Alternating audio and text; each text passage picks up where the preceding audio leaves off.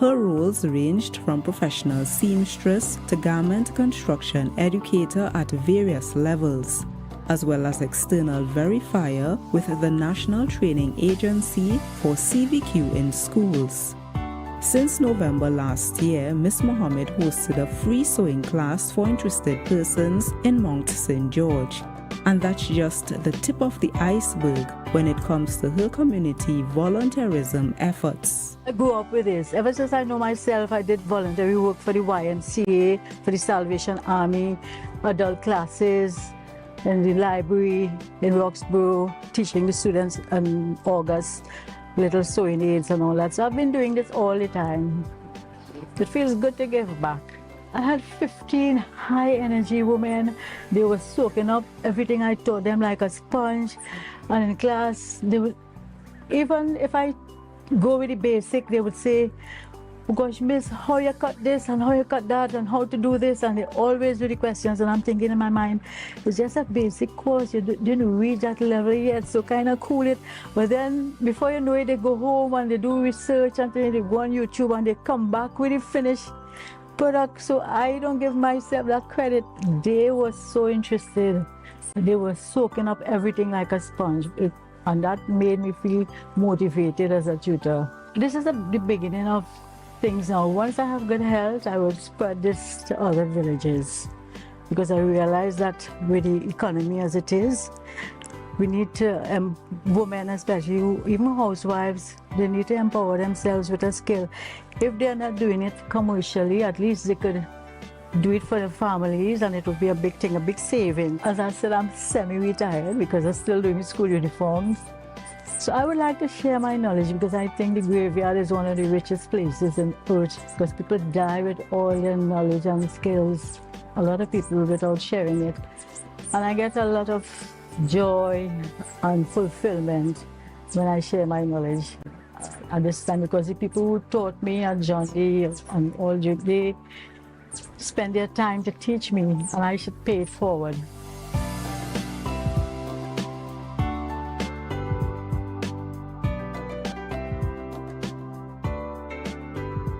I'm Amadara Mills for Let's Talk Tobago. We'll take a short break right now, but much more Let's Talk when we return. Stay close.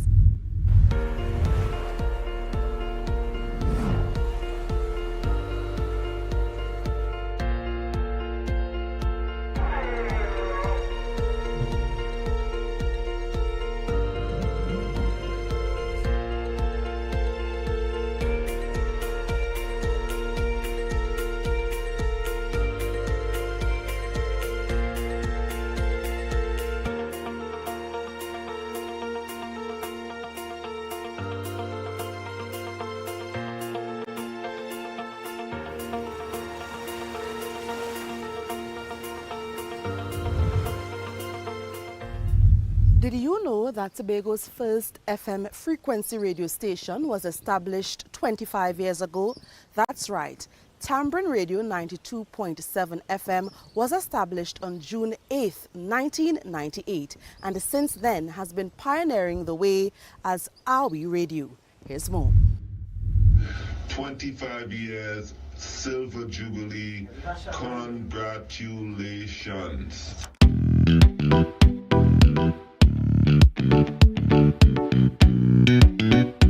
Tobago family, extended program this morning. No problem. We jamming, we pumping all day, we celebrating. So it's really a dream come true, and I must thank the manager and of course the brilliant ideas behind this station for giving us the opportunity, the voice, the platform to express ourselves and to showcase our talent. And I must say kudos to George and his wife Carolita and to the entire management and staff.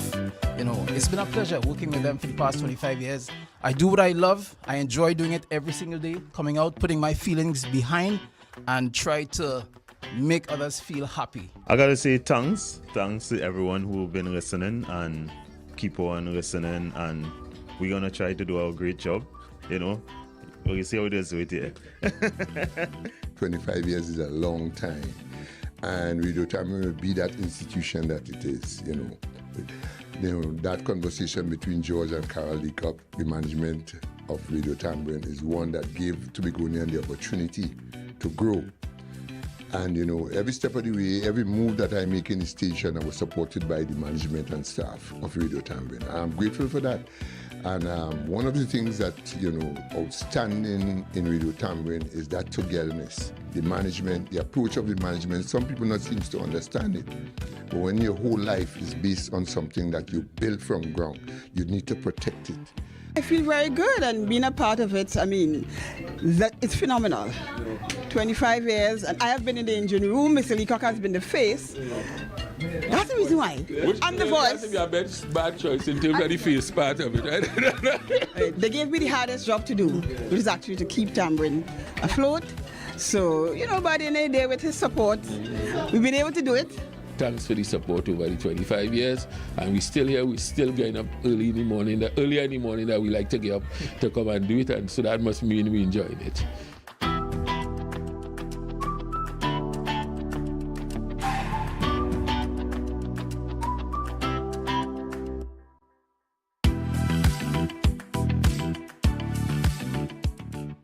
In this next story, we'll tell you how this lone Tobagonian prepared for his trip to Germany to participate in the International Special Olympics 2023. To go out and do his best were the words that both DeAndre's mother Vanessa and coach Stefan about the Special Olympians' trip to compete. While in Germany, he will be taking part in the mini javelin and long jump events. And this is how he prepared for the task ahead. The training has been for approximately 3 months, 2 days per week. The training has been progressing well. At first, he may have a little hiccups in terms of learning these basic skill sets of javelin, but then eventually he got through to them, and now he's doing pretty well, and he's ready for the games to the best of my ability, I believe so. All I ask is that he does his very best. If he gets a goal out of his very best, I'm very happy with that.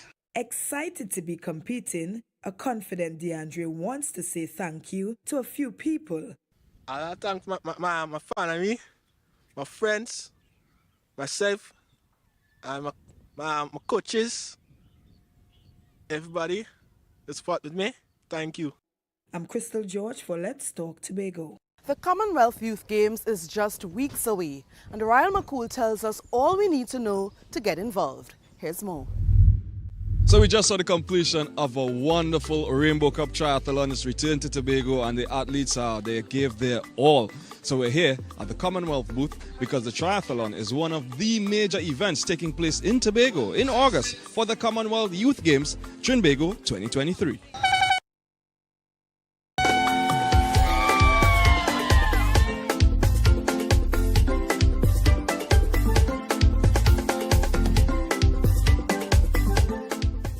Tobago 2023, less than 2 months, 5 weeks to go. It's all happening, and today we are very glad to be here to showcase the booth. Everybody learning about the Commonwealth as well as Tobago 2023 Youth Games, ages 14 to 18. And while we are here at Turtle Beach, we can see just beyond Black Rock as well, where volleyball is going to take place, as well as we know that the venue for triathlon will be Buku. This morning we are here to promote Destination Tobago because, as you know, some of the Commonwealth Games will be taking place in Tobago. So we are partnered with the Commonwealth team, and we are just here promoting Tobago and reminding them that Tobago is part of sports tourism. Sensitizing young people that sport is an option, and to make more inspire and empower them to also volunteer. Volunteering is still open, so please go to Tobago 2023 on the website, fill out the form, come and volunteer, learn something about, meet new people, and be part of this games, because this games is 71 countries from all over the world. We have lots of people to engage with, lots of things to learn, and we're just waiting for you to come be a sport ambassador as part of the whole game. It's all about Tobago 2023, and if you see how people have been enjoying today's triathlon, you could only look forward to greater, bigger and better things in August when we have the Commonwealth Youth Games taking place. So remember, if you haven't volunteered as yet, you still have some time. So go on the Facebook page, go on the website, as the president of the TTOC said, and register, become a volunteer, right? It's all about the Commonwealth Youth Games. You don't want to miss this one. And that's a wrap. We've come to the end of yet another episode of Let's Talk Tobago. For more of our content, you can follow us on our social media platforms. You can also visit our website at www.tha.gov.tt. I'm Patricia Nicholson-Richards, and on behalf of all of us at the Department of Information, Office of the Chief Secretary, Tobago House of Assembly, thank you so much for viewing, and see you soon. You're watching Let's Talk Tobago.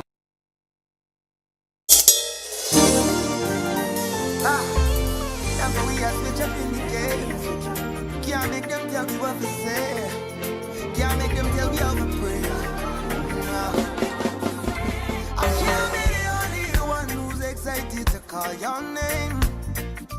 I can't be the only one who's a Christian and unashamed. I know I'm not the only one not addicted to likes and fame. Oh, but if that were the case, you will stay first. It's impossible to feel this way and keep it on the inside. All the things you did for me that I couldn't do for me, that is why I wear this smile. And who knows, and very few do. I've been at my lowest until you came through. The enemy had plans for me, but so do you, so do you. Hallelujah. When somebody saves your soul and makes you whole, you gotta scream and shout. My worship's at another place. If you don't understand, you're gonna put me out. But you might just have a hard time, cause under me alone, Yeshua's been good too. Worshippers around the world, make the praise come true. Cause I can't be the only one who's excited to call your name. I can't be the only one who's a Christian and unashamed. I know I'm not the only one not interested in likes and fame. Oh, but if that were the case, you will take first place. Jesus, can't quench my passion for the Lord. Jesus, you're the reason for the blessings that I see. And even when times get hard, I'm okay. I feel your favor surrounding me. When everything fails and people need an answer, I hope I'll be there, my King, to lift you up like a banner. But I can't be the only one who's excited to call your name. Oh, I can't be the only one who's a Christian and unashamed.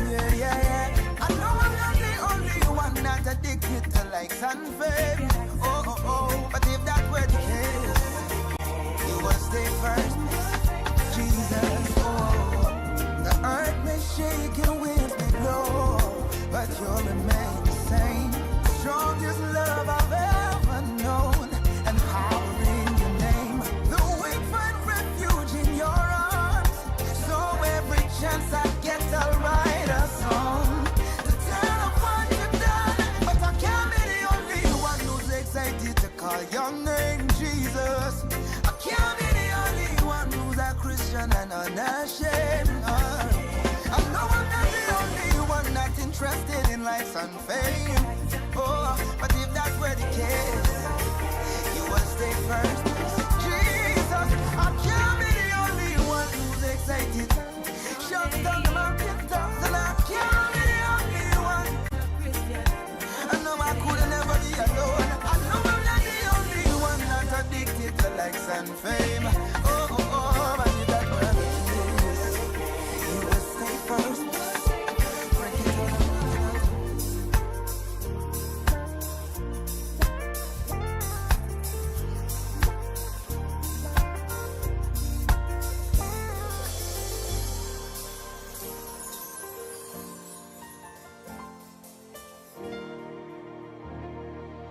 You will take first place, oh.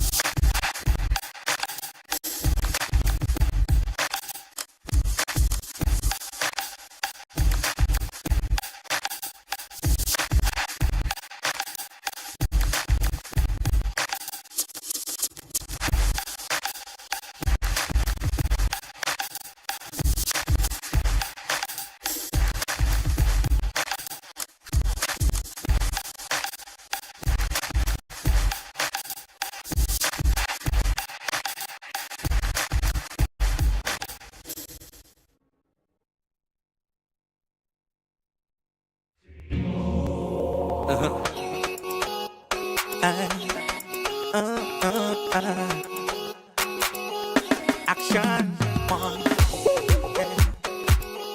I am the messenger, the messenger. I can't think of a time or a day or a minute that I don't go down on my knees and put Jesus in it. Sinful nature and me feeling so weak, emotionally. Feels like I'm sinking, never to rise no more. Father, yesterday, today, forever. You never change, you never change, you never rearrange. Omnipotent, omnipresent, omniscient. Without you in my life, what I go do, what I go do, Lord, I go dead if I don't have you. Here comes Jesus to the rescue. Father, you never ever fail me yet. Lord, you never ever fail me yet. When I fall down to the ground, your love keep me safe and sound. You never ever fail me yet.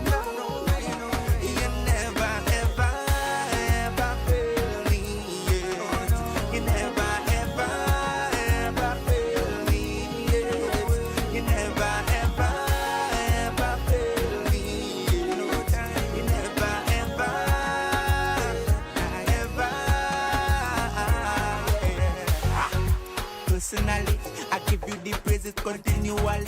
Oh yeah, there's no other like you that could protect me from my little voodoo arms. I'll go astray. You leave the 99 for me, and it's overwhelming. Yesterday, today, forever. You never change, you never change, you never rearrange. Omnipotent, omnipresent, omniscient. Without you in my life, what I go do, what I go do, that I go dead if I don't have you. Here comes Jesus to the rescue. Father, you never ever fail me yet. You never, Lord, you never ever fail me yet. When I fall down to the ground, your love keep me safe and sound. You never ever fail me yet.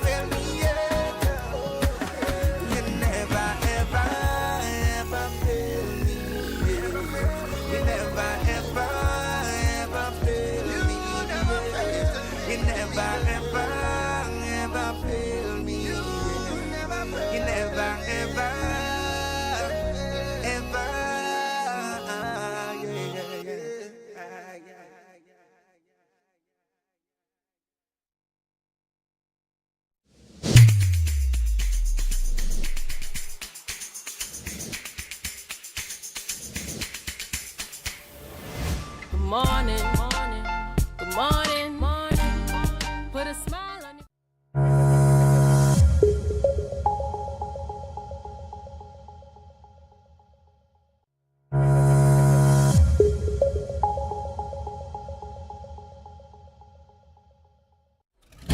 Our national borders, our first step to security, but a possible access point for guns, drugs, crime. If it does not look right, do the right thing. Call Crime Stoppers anonymously. 800-8477. Report possible border crime.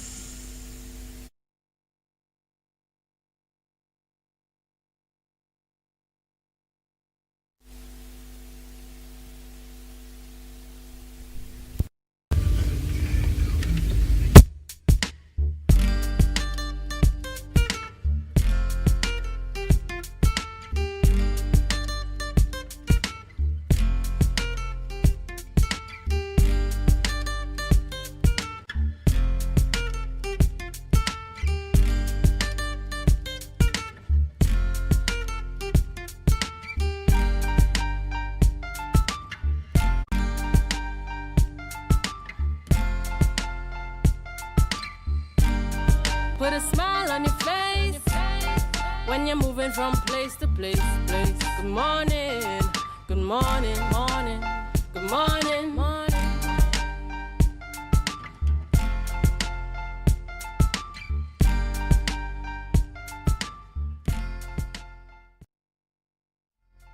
Good morning, and welcome to Tobago Updates, the morning show. It's a beautiful day. This is the day that the Lord has made, and we will rejoice and be glad in it. We have beautiful weather outside today, and we have a lovely show in studio for you today. I am Adana Kumbi. I'm Marcus Daniel. I was waiting for the show to meet me. This is my co-host, Marcus Daniel. And as I said, we have a beautiful show on for you today. Yesterday was a public holiday, and I know a lot of people either took some time out to rest, spend time with family, went to the beach, and there were a lot of things happening on the island. So I hope you guys were well rested and you're ready for the world of work today. World of work today. That's for those who can actually make it to work. You know, scrolling through Facebook yesterday, I saw some persons complaining about not getting to get to Tobago and get to Trinidad from Tobago because of that stranded on either island problem with Cal and that domestic air bridge. Always troubling when you have a long weekend, or even on a weekend, people can't get to Tobago and they can't get from Tobago to Trinidad. So I saw a lot of persons complaining yesterday that they actually closed off standby in Trinidad at 4:30. So they couldn't get a flight to come home, and I've been there. I mean, I'm not sure if you have slept on the airport before. I slept twice at the airport, and it's not a good feeling because it's extremely cool at the airport. Yes, it is. And sometimes these things are unplanned, Adana. You don't. Sometimes you just have to go to Trinidad. Last minute decision, and because sometimes you go online to get a ticket, and tickets are booked up 2 weeks down the road, and you have to go the standby routes. And most times, you put your name down, and then they will tell you that they're not selling any more tickets. What are you to do? Probably go outside and look for a drink or somebody to stay by, But it's a troubling situation, because it's something that can cripple what we call domestic tourism. Of course. And I'm not sure you like traveling on the boat. Not at all. And the thing about it is not anything new. Yeah, it's not, every long weekend, every holidays, an ongoing issue for course, years and years and years. Exactly, and we're heading into July, August. Yes, definitely. So guys, we're happy that you're here with us today on the morning show on Tobago Updates. And before we proceed, we're going to ask you to do what? Share the live, share the live, share the live. But right now, we go to the news in 90 seconds with Candice Jackson. Thank you, Adana and Marcus. I am Candice Jackson, and here is your news in 90 seconds for Tuesday, 20th June, 2023, brought to you by Coconut's Cafe, located on the ground floor of the Port Mall. Prime Minister Dr. Keith Rowley accused Chief Secretary Fali Augustine of being untruthful about many issues involving the THA and central government. Addressing a PNM public meeting in Calder Hall, Rowley revealed that the candidate he approved to replace the retired chief administrator was under investigation since November 2022. He explained that the notice of the investigation was issued by the former chief administrator. Meanwhile, Rowley accused Augustine of requesting a different public servant to fill the chief administrator position. As a result, Dr. Rowley believes the suspension of his candidate was to allow Augustine's candidate to fill the position. Moving on, Assemblyman Watson Duke held a march on Labor Day fighting against unemployment within the Tobago House of Assembly. The march commenced at Kings Bay and ended at the Roxborough Jetty. In his feature address, he posited that Chief Secretary Fali Augustine has abandoned the mandate to put Tobagonians first. He noted that workers belonging to agriculture, CPEP, and URP gangs have salary concerns that need to be addressed by the THA urgently. Assemblyman Duke claimed that the current administration is mortgaging the children's future and urged Tobagonians to take a stand. And finally, about 60 people gathered in Scarborough to demand the resignation of Chief Secretary Fali Augustine and the entire Executive Council yesterday. The march was led by the concerned citizens of Tobago and included several prominent members of the Tobago Council of the PNM. Political leader Ansel Dennis said it is unprecedented for the THA administration to be under police investigation. He called on them to step down while investigations are ongoing. Meanwhile, Minority Leader Kelvin Morris said Augustine's admission about the infamous audio tape shows his guilt in corruption. And that was in News in 90 Seconds. It is and that brought to you by Coconut's Cafe. Coconut's Cafe, the buffet restaurant that specializes in all your tasty local dishes. For breakfast and for lunch. Breakfast includes coconut bake and sada roti, served with chokers, buljoil, and sausages in tomato sauce. Not forgetting beef and cheese pies, shepherd's pie, macaroni pie, and rice in various styles. Meat served in a variety of flavors, garden salads, and pasta salads. All this accompanied by fruit juices, coconut water, your choice of a great combination to appease your taste buds. So call us today to order, as we are here to accommodate your busy schedules or if you are having a cooking day off. Thank you, Candace. That was your News in 90 Seconds. Thank you so much. And we are going into our birthday shout-out segments, and this is sponsored by KFC. This is your birthday shout-outs on Tobago Updates, sponsored by KFC.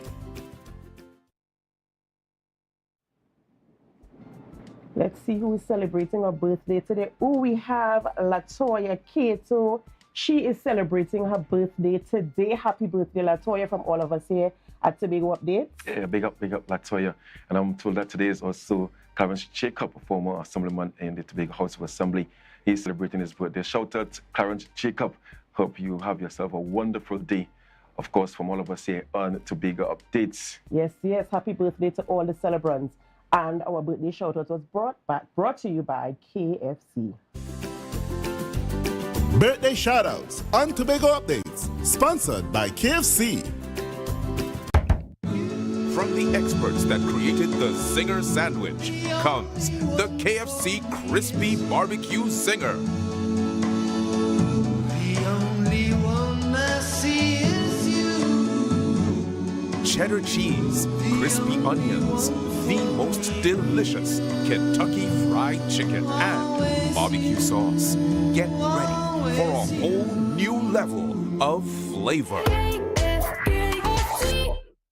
Welcome back, viewers. Thank you for staying with us here at Tobago Updates on the morning show. Remember, you are asked to share the live, share the live, share the live. Remember, we are on Amplia 102, and we have our first newscast this evening at 6:30 p.m. So we're asking you to tune in to our news segment. Remember that 6:30 p.m. is our first newscast on Amplia 102 with Pamela Nicholson and Patricia Nicholson, sorry. Got my names crossed there. But it's an exciting time in Tobago. Patricia and Kristen. Right, and Kristen Salandi, correct. Yeah. So join us. So what's on the show today, Marcus? We have an interesting lineup today. We're going to be talking about some issues.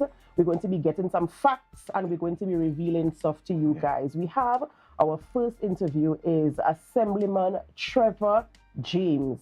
He is the Secretary of Infrastructure, Quarries and Urban Development. And we're going to be talking a little bit about the WASA pipeline project that, of course, has a little bit of ongoing issues at the moment. You might not be aware, but we're going to bring the issues to you today. We're going to share some light on it and answer a few questions that need to be answered. Yeah, and of course, then we're going to get innovative with Joseph Frederick. He's the Director of Innovation Development, NERDS International. And we're going to be talking about the Young Innovators Java Camp. That should take place in the July-August vacation period. So looking forward to chatting with Joseph there. Right. And we're rounding up our interviews with representatives from the DSFN Family Workshop, and that's Down Syndrome Family Network. They're having a workshop, and we'll be speaking with Lisa Ghani and Dr. Amy Paul Ward as representatives of that particular group. Right. So we have an interesting show for you guys today. So we're asking you to stick around. And we are going to head out into Tobago in Focus. But remember to stay with us and share the live, share the live, share the live. We'll be back.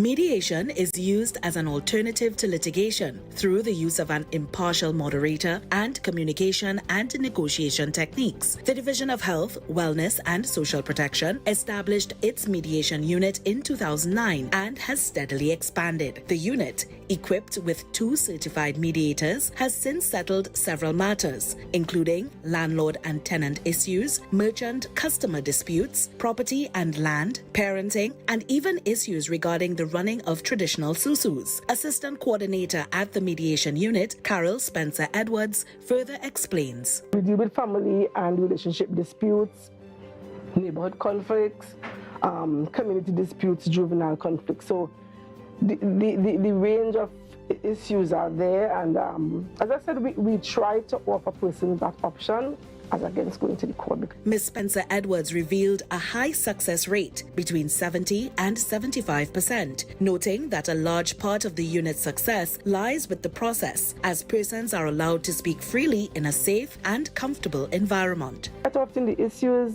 that they deal with or that they're dealing with is not out of the ballpark. It's just that maybe sometimes not able to sit and express themselves. And sometimes you need somebody there to say, here's what, let's start with, or hold up, give her a minute, or hold up, give him a minute, you know. The recent addition of a therapeutic counseling unit, manned by 8 counselors, has further expanded services, including a crisis hotline, parenting workshop, grief counseling, life skill coaching, marriage counseling, and learning enrichment programs. Services can be accessed through its walk-in services or by referral.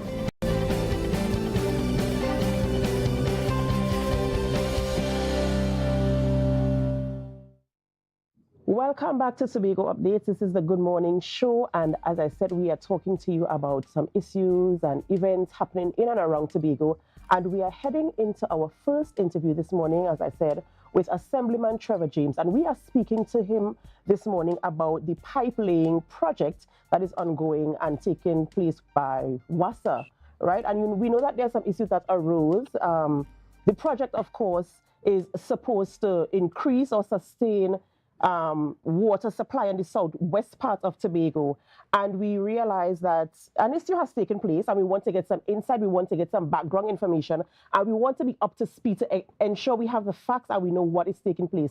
Good morning, Mr. James. Welcome to our program. We are happy to have you and to speak on these issues this morning. Good morning, Adana. I don't remember your last name, but thanks for having me. Right. Combi, that's correct. Sorry. Right, that's correct. Yeah. Right, so before we get into the actual interview, just give us a little background, like a 30 seconds or 1 minute background on this project. What are the objectives and the expectations of this project? Well, we did not receive a project brief from the WASA. The WASA came to us in February seeking approval for a route for the pipeline. We wrote to them, giving them the approval they were seeking. And we have expected that the relationship with WASA would be a cordial one. We took no action whatsoever to delay the project or to stall the project, despite our concerns about the route. And we've had meetings with WASA, but, you know, we look on in Tobago and we see the intent to create bacchanal in this space, and we have to respond. There's all this negativity about everything that we do, but we are clear, certainly on this issue, that we have facilitated, we have bent over backwards actually, to facilitate this project. We have had WASA go through our office at Lambeau without repairing it in a timely manner. We've asked WASA for their schedule of works so we could know which sector of the pipeline route they're working on when, so we could plan our oversight that will be necessary. And WASA has not been able to deliver those to us, and we are concerned. The specific issue that's made the news because of the statement of the minister is that we've had an injunction on the site. WASA was planning at the time to execute works on the site where we had an active project on the site that was stopped. We met with WASA on Friday and asked WASA to hold their hands for a few days. We wrote them officially to say, listen, there are other areas of the project pipeline that work can be completed on while we wait for the meeting of the court on Wednesday, because we believe it is critical that the contractor we have engaged and our staff be present on the site when WASA is laying pipes on a live project that we have. The WASA decided that they will not wait on us, and they went ahead. They breached the security barrier that the contractor put up and started executing the work in our absence, and that's where we are at. Right. So I understand that that's where we are at, but before we get there, the expectation or the agreement between you and WASA is that you would work in conjunction for this project. Is that correct? That you would provide Absolutely. what oversight, you would provide what? We've facilitated WASA Tobago. We've met with Mr. Williams several times in trying to ensure that we are working together. We've given them the approval they sought. We've had, one variation to our approval that we wrote to them since February to say that the route that they should take for the third phase should be changed so that the line could be aligned on the new road that we had intended to build at the time. And as all of the people can see, WASA has still decided to go along the Milford Road down to the Old Friendship Estate Road. It's an issue we wrote to them about, and we'll continue to attempt to work together for the development of Tobago. We've taken no decision to stop the pipeline works. Of course, we have concerns. We believe that almost every project that is designed from Trinidad is designed to limit our ability to develop in the future. The hospital, same 100 beds after 100 years. This pipeline project will prevent the duality of the Cornwall Highway, or will certainly challenge it in the future. And it's a concern we've had. Several areas of the pipeline are above the elevation of the current road. And but we still went ahead and gave the approval, because in the short term, the people of Crown Point, Kena, and Bon Accord will benefit from the pipeline. And so, despite those concerns, we went ahead and gave the approval. All we have been trying to do is to ensure that the WASA work with us, that they provide the design drawings, they provide the methodology for the road crossings to ensure that the restoration of the roads and the verges are to our acceptance. We've still yet to receive those designs that we requested. This Tobago will know that this same contractor executed a pipeline work in the development in Signal Hill, and the repair and the restoration of that work has left a lot to be decided, so that we are concerned, and we feel that as the supervising authority for infrastructure works in Tobago, that it is our right to be able to provide some oversight on these projects. And we are still hopeful that the WASA Tobago and WASA head office in Trinidad would come and sit with us and make sure we are working together. We've taken no action whatsoever, despite the statements. We've taken no action whatsoever to prevent or to delay these works. Right. So you've mentioned a lot of things there. You've said a whole lot of things there. But what I want to get, before we go to a break, what I want to get is, what is the actual route? Because you're saying that they have infringed on the agreement for the route that they ought to take to lay these pipes. They've gone off course. Is that what you're saying? They're not putting Absolutely. the pipes, they're not laying the pipes where you agreed for it to be laid? Absolutely. I sent that information to your studio, to your producer. And even despite that fact, we have not attempted to stop the works. We gave approval for, if you can put the master plan on the screen, we gave approval for the third phase of the pipeline to be run along the new road we are going to build. And if you see there, we gave approval for the third phase to be run between lots 14 and lot 9. WASA, in their own wisdom, I guess, decided that despite our approval as was required by the ECEC that they had. Despite that approval, they've decided to run the pipeline along the Milford Road, which will be smack in the area where we're going to put a roundabout and a crossing. And we met with them on Friday to try to say, well, listen, this is what we gave approval for. And we expected some kind of cessation on their part so that we can come together to determine what's the best way forward. And again, they've decided to escalate it to this madness from the minister. We don't want to get into a place where we are going tit for tat and toe for toe with ministers from Trinidad. The reality is that the responsibility of the THA is to implement government policy in Tobago under the 5th schedule items. WASA's actions are part of the 5th schedule items, and it is therefore the responsibility of the THA.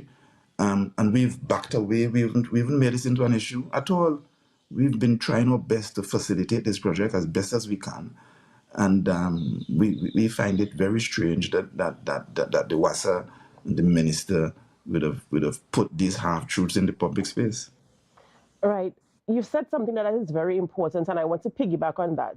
The projects that are ongoing in Tobago is for the betterment of the people of Tobago and must be governed by somebody, right? So we're going to talk a little bit more about that when we come back from the break. But I don't want, for me as a citizen of Tobago, I know for a fact that when projects are ongoing, I know it's for the enhancement of the island, and I don't want this to turn into something that it doesn't have to be. So we're going to hear more about that when we come back from the break. We have to go for a short break, and we'll be right back. Remember, viewers, to share the live, share the live, share the live. We'll be back.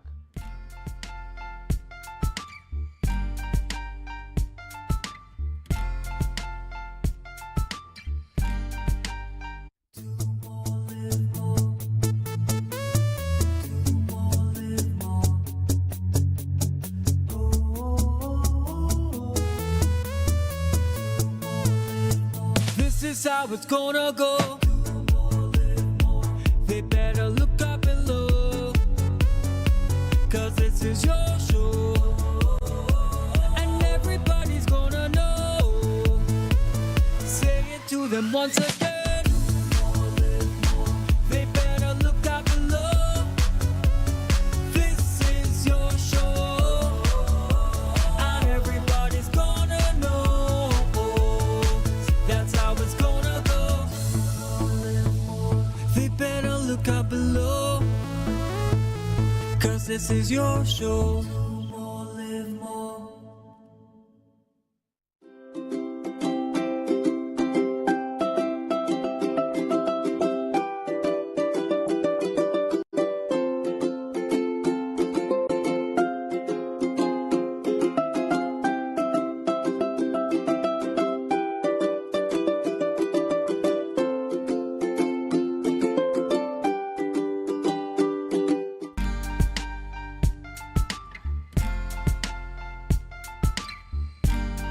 Put a smile on your face when you're moving from place to place. Good morning. Good morning. Welcome back, viewers, to Tobago Updates. This is your morning show, and we are continuing our interview with Assemblyman Trevor James as we speak about the pipeline project that is taking place in the southwestern part of Tobago. And of course, some issues arose, and we're going to speak more on them.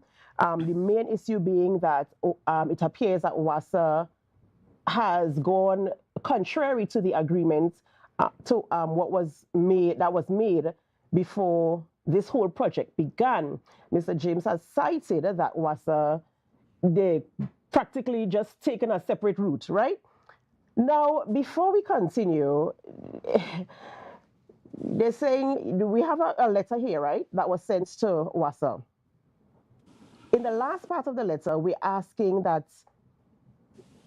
the matter, let me see if I could pull this up properly, eh? Right, there we are on the screen.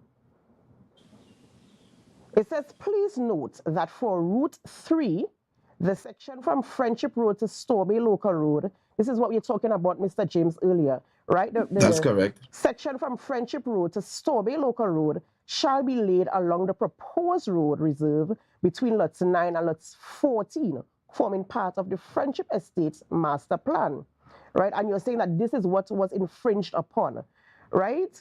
And the letter further goes on to say, for further guidance on Route 3, please contact the Director of Land Management Department of the Office of the Chief Secretary. We want to talk about this because obviously you're saying that there's a breach in this agreement.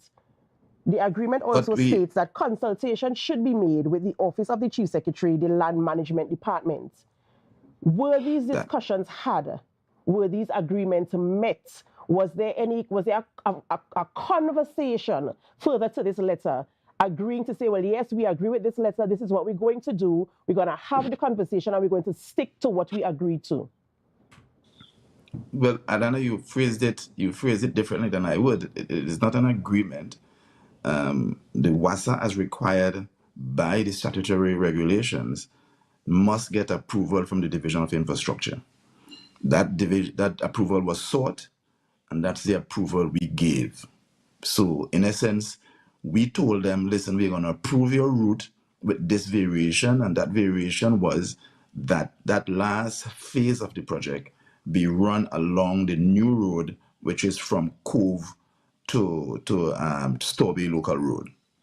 The WASA, we've had discussions, we went to the site a couple of times, looked at the route with the WASA, decided on the utility corridor that we were going to have along the pylons that are there.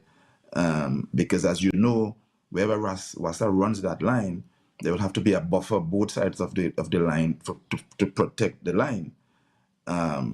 So that's the approval we gave. Now, WASA decided, typical central government action, that we are the big bosses and we can come to Tobago and do what they want. And so they did. We don't control the police. We can't send the police for them. There's no authority that we can appeal to but the public. And we've written to them and we've tried our best not to get an injunction as well, because we could have. But in attempting to allow the project to flow, and they're moving quite quickly, which we appreciate, allow the project to flow, we've been meeting with WASA, and WASA has not been submitting the documentation that we've requested. Now, there's an issue that arose, I think, that Minister Gonzalez spoke to, which I need to just highlight. The WASA went into the site, I think, on Saturday morning, breached the contractor's hoarding, entered the site. There was nobody from the THA, nobody from the contractor on the site, as required by the injunction. The WASA, therefore, is operating on our site without any attendance from us. And the WASA can do whatever they want, apparently, without the THA's involvement. Now, the contractor called the station at Shervan, the police station, to report that the actions that were taking place on the site were not his men, because he anticipated that the EMA would probably become aware that works were being done on the site and would think that it was his workers, and maybe cause some other bacchanal again. So he called the station, as far as I'm told, to make this report, and the police went down there to verify that it was in fact WASA workers down there and not the contractor or THA workers. And somehow that turns into the THA attempting to stop the work. We can't get more crazy than these people. Always attempted to create bacchanal when there is no bacchanal in the space. Mr. James, are the works ongoing right now at phase 3, or have the works ceased for a while? Are they ongoing now? What is the situation now? You're saying that WASA, whomever breached the caution tapes and they went in on the site and they're doing whatever it is they're doing. What is the situation, or what is the status of the project as we sit here this morning? Well, I haven't gone to the site. The reports I've gotten suggest that WASA is on the site, laying their lines wherever they see fit, without any oversight from our staff or the contractor staff. And you may not know, Tobago will want to know that is going to cause a problem, because the design for that road WASA does not have, and it's quite possible that pipeline may have to be relocated once the contractor restarts the work. And we were trying to avoid all that. Even at the corner where Shervan is, we plan a roundabout and a road going into the estate from that location. The pipeline will be in the way again. And we've alerted WASA to that fact. And I think in a willful attempt to create confusion in Tobago, they've decided that, listen, that's where they will go. But we'd see how it all works out, because we simply cannot in Tobago continue to be disrespected and treated with this scant disregard by public officials from Trinidad. And you know, this is something that needs clarification. Like I said before, the THA Act speaks specifically to the authority of the THA to implement policy under the 5th schedule for 5th schedule items in Tobago. Water and WASA fall squarely in that area, and we expected that we work together. The WASA's org chart and structure has not yet divested WASA Tobago to the THA, and we expected that we would work together. It seems clear that the WASA is intent on doing whatever it feels, because maybe the minister and the WASA staff are the big bad wolves and can do whatever they want. So you're saying that WASA is doing what WASA wants to do. You're saying that what is set up in policy essentially is in breach. Absolutely. We feel, and the law says that the THA Act says that the THA will be responsible for items under the 5th schedule to implement the policy of the government of Trinidad and Tobago Tobago. What are the actions that are going to be taken, have to be taken right now? Because if WASA is ongoing with the project and you're saying it's going to compromise future projects, the roundabout or whatever it is THA has to do in that area, what we don't want to be double working, we don't want to be wasting time, we don't want to be wasting resources. What actions are going to be taken to ensure that this project continues smoothly and in the way it is supposed to go for the betterment of the people of Tobago and to reach the project objectives, which is to supply a sustainable supply of water to the Southwest Tobago? What is going to happen? Ms. Kambi, we have bent backwards. We've written to WASA. I think that letter was put in the public space in our press release from the division, I think on Saturday. We're clear that we've requested that WASA hold their hand for 3 or 4 days until we can have the injunction matter heard in the court and we can know how we are going. And the WASA has decided that they will not. We've still, not taken the action of course, taking an injunction against WASA to stop the works. And we still expect that we will have cordial meetings with WASA to determine the best way to resolve this matter before it becomes a major conflict. And we hope that we will meet with WASA again early today or tomorrow to see how we can resolve the matter. And at the end of the day, we want to work together for the development of Tobago. I've instructed my staff to take no action to stop the project. The chief has instructed that we take no action to stop the project as well. And we are still hopeful that despite the little terse words from the minister and I guess from our press release, that a solution could be had in the shortest order, and that WASA will follow the guidelines of the Division of Infrastructure in our approval to them. We are still hopeful that can be done, and we will see how today and tomorrow go. Thank you, Mr. James, for bringing us up to speed with that project. And we do hope that you are able to meet with WASA today so that we could get the matter resolved and continue with the project. Thank you very much. Viewers, that was Assemblyman Trevor James giving us some insight on the issue as it relates to the pipeline project in Tobago, on the southwestern part of Tobago. Up next, coming up next after the break, that is, we have, of course, Mr. Joseph Frederick, and he's talking about Young Innovators Camp. He is here in studio with us this morning and he's ready for his interview, so he's coming up right after the break. But before we go to the break, of course, viewers, we are going to ask you to do what? Share the live, share the live, share the live. We'll be back.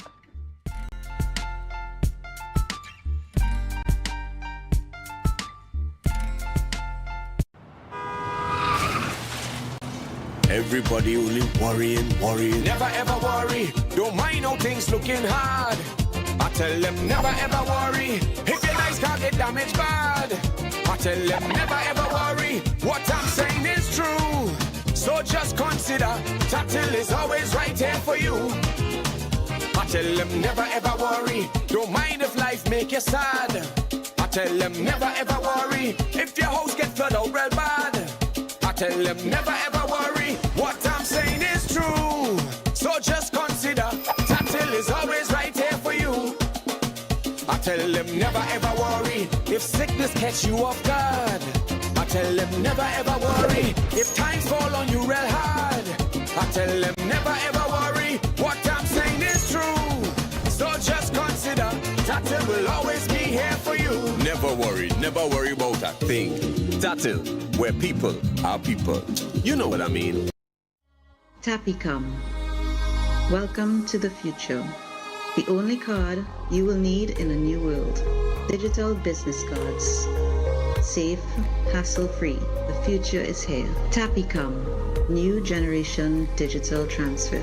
Digital time clock cards. Digital attendance cards. Air tags. Customized designs. Digital clothing tags. Digital pet tags. Tapicom. The future is here. Contact us today.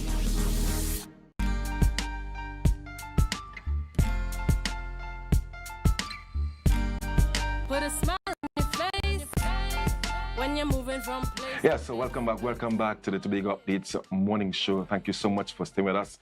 And of course, don't forget to share the live, share the live, share the live. And of course, as we continue with the program this morning, we have on set with us Mr. Joseph Frederick, and he's the director of Innovation Development Nerds International. Joseph, good morning, and thank you so much for being with us here this morning. Good morning, Marcus, and good morning to your viewers. It's indeed a pleasure to be on Tobago Updates. You know that I focus on our program. So it's really nice to be on, I would say, a sister program here in Tobago as we, as Tobagonians, work towards collaboratively developing the space. It's important that we see the value of us all working together to harness our collective potential and thereby developing our space. I must commend you for your color of choice this morning. I like the orange. This was the color that we had for Young Innovators Camp 2022, and I'm hoping that at some point in time in the discussion we can look at how do we develop young innovators in the Tobago space, because as much as we speak to developing the economy, it's very important that we see the value of innovation and innovation among our young people, and then we need to answer the question, how do we equip them with the skills necessary so that they can become innovators? And before we get into the discussion about the camp itself, tell us a little bit about your organization. Well, Nerds International, we started in about 2008 with the singular mission of attempting to turn young people to a life of nerdism, if you want me to say that. So a lot of people, when they hear the name nerds, they begin to laugh. It somehow exists in our space where most of our young people believe that being a nerd is not cool. But when you look at persons who would have been the drivers and movers and shakers of our economy, a large proportion of them, if not all of them, are nerds. And so if we want our young people as they age to be proud of who they are and their contribution to our society, then we must encourage them to be nerds. It is cool to go and sit and read a book. It is cool to go and tinker with a television or any old equipment that you may have around your yard or at your home. We must make that cool if we are going to diversify the economy, as many of our leaders strongly suggest that there is a need to begin diversifying our economy away from oil and natural gas. The Prime Minister, I think sometime between 2018 and 2020, he went on a summit where he signed an agreement for us to, by 2030, to move away from fossil fuel or vehicles being run by fossil fuel. What that means is that most economies that are dependent on fossil fuel will now be at risk. So the question is, how do we begin to transition?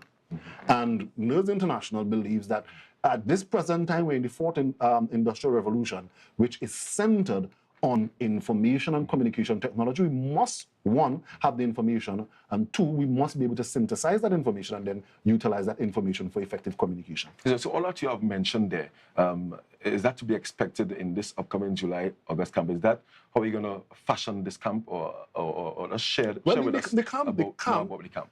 The camp is centered on providing young people with 4 basic skills, in addition to having projects that are centered on developing their innovation or their creativity skills. So the one component is animation, the other is robotics.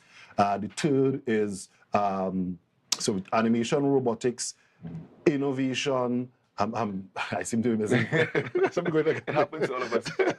So we have animation, we have robotics, we have programming, which is very important, and also we have electronics. We believe that these are the 4 building blocks of developing that ecosystem that we need in our space. In my research, it spoke to the development of internet unicorns. And an internet unicorn is a private company that would have a market valuation of over $1 billion. In 2013, when that term was coined, there were only 39 of them. At this present time that we are speaking, there are 4.5 million of them, 450, with a market capitalization of $4.5 trillion. What we are saying here is that we are looking at a market that has grown exponentially. The question is, what is our ability at this present time to participate in that marketplace? And so we need to get our young people to see that the traditional jobs, because this is what the digital economy is going to do. It is going to move us away from the traditional jobs, the manual jobs, and move us towards jobs that are centered on utilizing our digital skills. We are now, a lot of the scholars are saying that we are now there on the crux, or we have already been in the middle of the 4th industrial revolution. And one thing that has marked all industrial revolution is the ability of persons or a human resource to move the skills that they have had from that was required in that part of the economy before to the new phase that is coming. So at one point, the first industrial revolution was where we were moving away from farmers and going to using machines. At that point in time, the country that was the driving force of this was England. And we see where England is today as it relates to the size of the economy. We have transitioned along the way, and America seems to be the one that is out in front, developing in that 3rd industrial revolution. We're using automation and that kind of thing. And we have seen what it has done to the economy. The question is, if we want to grow our economy, then we must see the need to equip our young people with the tools to participate in that aspect of the economic development. One thing that we are hoping to do with Nerds International is to create that ecosystem for our young people, because it's hard as a nerd sometimes to be, and sometimes we like it and we like to be by ourselves and do our thing by ourselves. But if we have an ecosystem where if I am creating a game, I know, Marcus, you are across there doing some animation. So I come to Marcus and I say, Marcus, there's something about it. I go in and do a game that is centered on the core construct of Tobago heritage. Yeah? Where you're going to have to fight against Sokonian, Lachables, and that kind of thing. Can you create the animation for me? And now that the animation has been created, what we need to do is that we need to begin merchandising. Do we have persons in this space with the necessary electronic skills that could possibly create a little Lachables that flap in a wing? And so that's what we are attempting to do here for Tobago and Tobago young people. And how does someone get involved in this camp? I mean, is there a social media page or they call you? Because, I mean, just listening to all the things that you have been saying here, it sounds very interesting. I think I'm not a nerd, but I would love to create stuff and be innovative. Why are you not a nerd? Yes. And I'm sure that there are persons maybe asking, I mean, after I come to your camp and I innovate, what's next for me? Well, we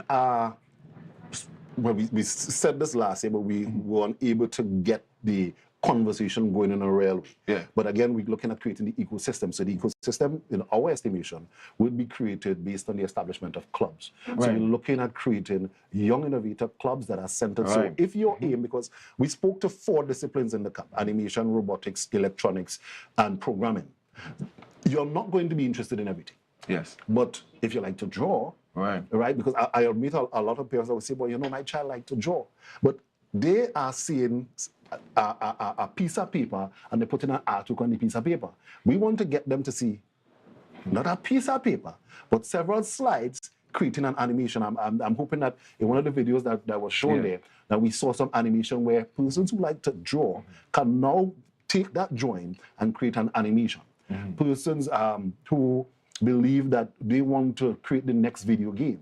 That on stage you're saying there's a 2D animation, and before that there was a 3D animation. And we also talking about artificial intelligence This as well. 2D animation that you're seeing here, it is actually 100 slides. So if you like to draw, that is 100 pages that you have to draw on to create this animation. Also, you're seeing some young persons. What's the age group? What's the age group that you are targeting? We are targeting young people between the ages of 8 to 16. Now, no, we're not putting all of them together. We're going to have a group that is focused on 8 to 10 and a group that is focused on 10 to 16. So the course would be structured based on the age group of the participants. And who are some of the facilitators of this program? Besides yourself, are they going to be nerds? No,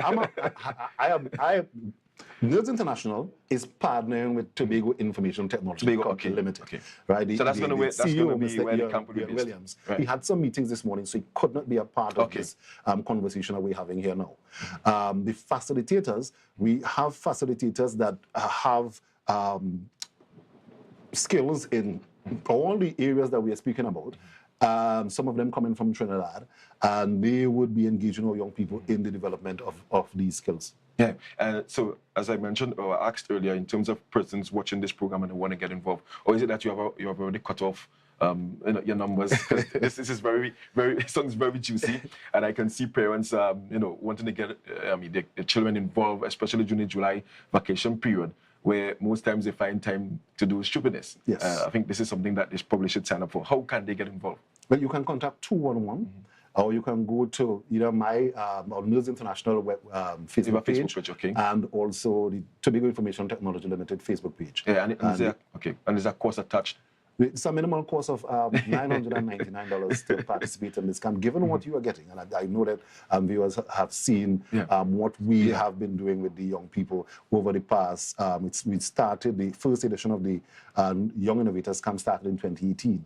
And based on the response last year, parents were very excited. Every time the child came home, they were excited because we give them homework. Right. So every time the child came home, the child was very excited to go and sit and do the homework. one of the assignments that we gave them in the innovation segment of the program was, here's what, we all go to school. What is one challenge that as school children you have? And of course, it was talk about fighting and so forth, and then we landed on people going into your bag.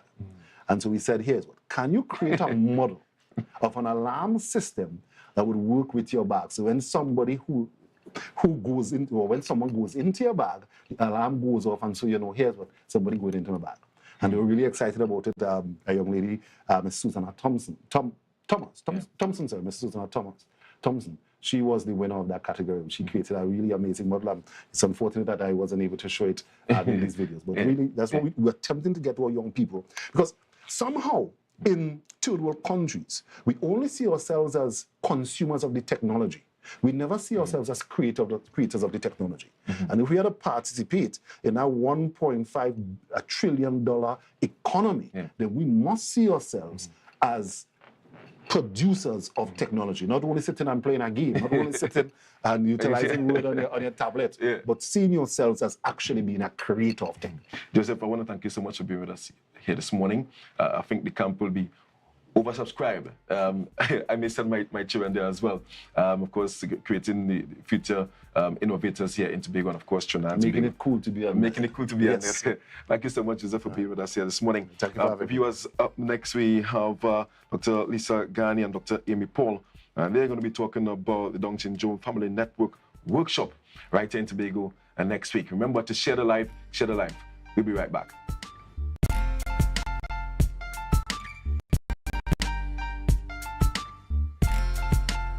Advertise with Tobago Updates. Call 284-6597. If you have a small or large business, we can get your information in front of the masses. Reach our rapidly growing vision on Facebook and YouTube. Promote your brand in Trinidad and the Caribbean through M&E TV now and Gael. Yes, we can build unique ads for your business. Call now 284-6597 and advertise with us. MI4 Security Services Company is the most advanced security service in Tobago. Ask about our cash and transit service. Safe, risk-free, reliable, and timely. We provide safe banking delivery for all business types and sizes with highly trained staff, 24/7 monitoring, coordinated emergency response, and a well-maintained fleet of armored vehicles. Contact us at 660-7723 or visit our website at www.mi4securitytt.com to sign up today.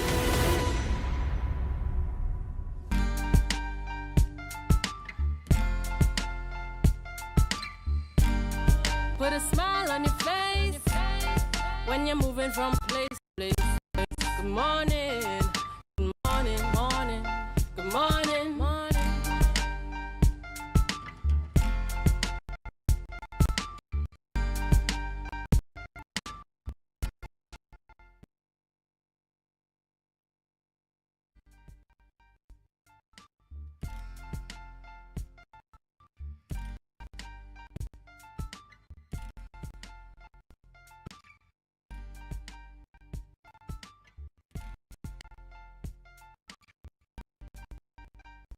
Welcome back, viewers, to Tobago Updates. This is your morning show. We continue our program, and our final interview as we round up this morning's show is with Miss Lisa Ghani. She's the honorary board member of the Down Syndrome Family Network, and Dr. Amy Paul Ward, who's a cross-trained social scientist. And we're talking about Down Syndrome Family Network. They're going to be hosting a family workshop, so we're going to get a little bit of insight on this as they bring us up to speed. Good morning, ladies, and welcome to the program this morning. How are you guys doing? Very well, thank you. Thank you for having me. Good morning. Good morning. Very good, thank you. Right, so tell us a little bit, give us a little background on the Down Syndrome Family Network and what your program is about and when it's going to be taking place. The Down Syndrome Family Network is an organization that was formed about 11 years ago by some parents of persons with Down syndrome, and they have been conducting a series of workshops and other type of awareness and education activities that help to empower families with persons with Down syndrome.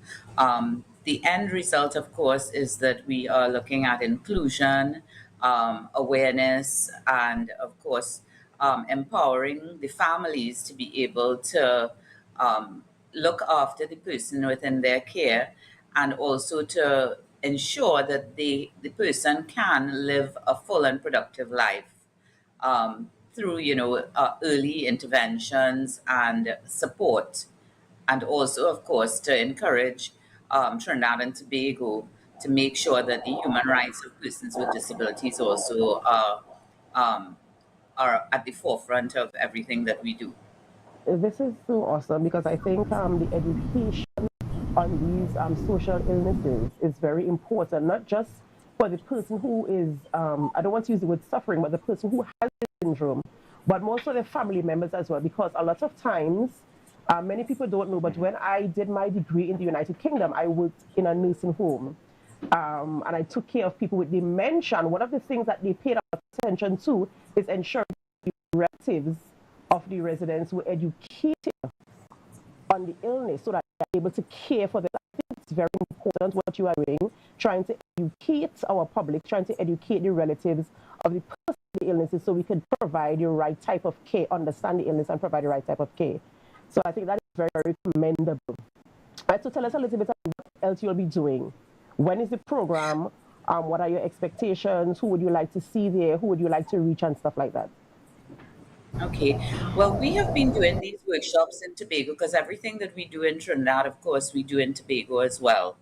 And we've been doing these workshops for families for over 10 years. And also we do our annual conference. Again, you are very correct in saying that, we have to educate the parents who are really the first sort of advocates for their children, to make sure that they understand exactly what Down syndrome is, and what is available to them, by government and other associations and organizations, and schools, of course, being a primary facility that will help their kids, to progress. So the family workshops are held every quarter, and so we have one coming up on Thursday, the 29th of June at Shaw Park. They're always free to the public, but you must register to attend. Registration is online. We have our Facebook page, our Instagram page. We also have a director in Tobago, Mrs. Liana Alexander, who works with the Tobago House of Assembly and the different divisions of health, education, etc., to ensure that schools and the community at large is aware of the workshops. This month, our theme is physical and mental training leads to capacity building, because capacity building is building up that toolkit of resources that you have to be able to decide what does your person with Down syndrome need, where do they need to focus on as far as development is concerned. And we always bring in speakers, very distinguished speakers like Dr. Amy Paul Ward, who will be speaking this time, and Renuka Gittins, who is also a physical trainer and therapist. So they are going to be our main speakers, and they will speak to this theme as well. Fantastic.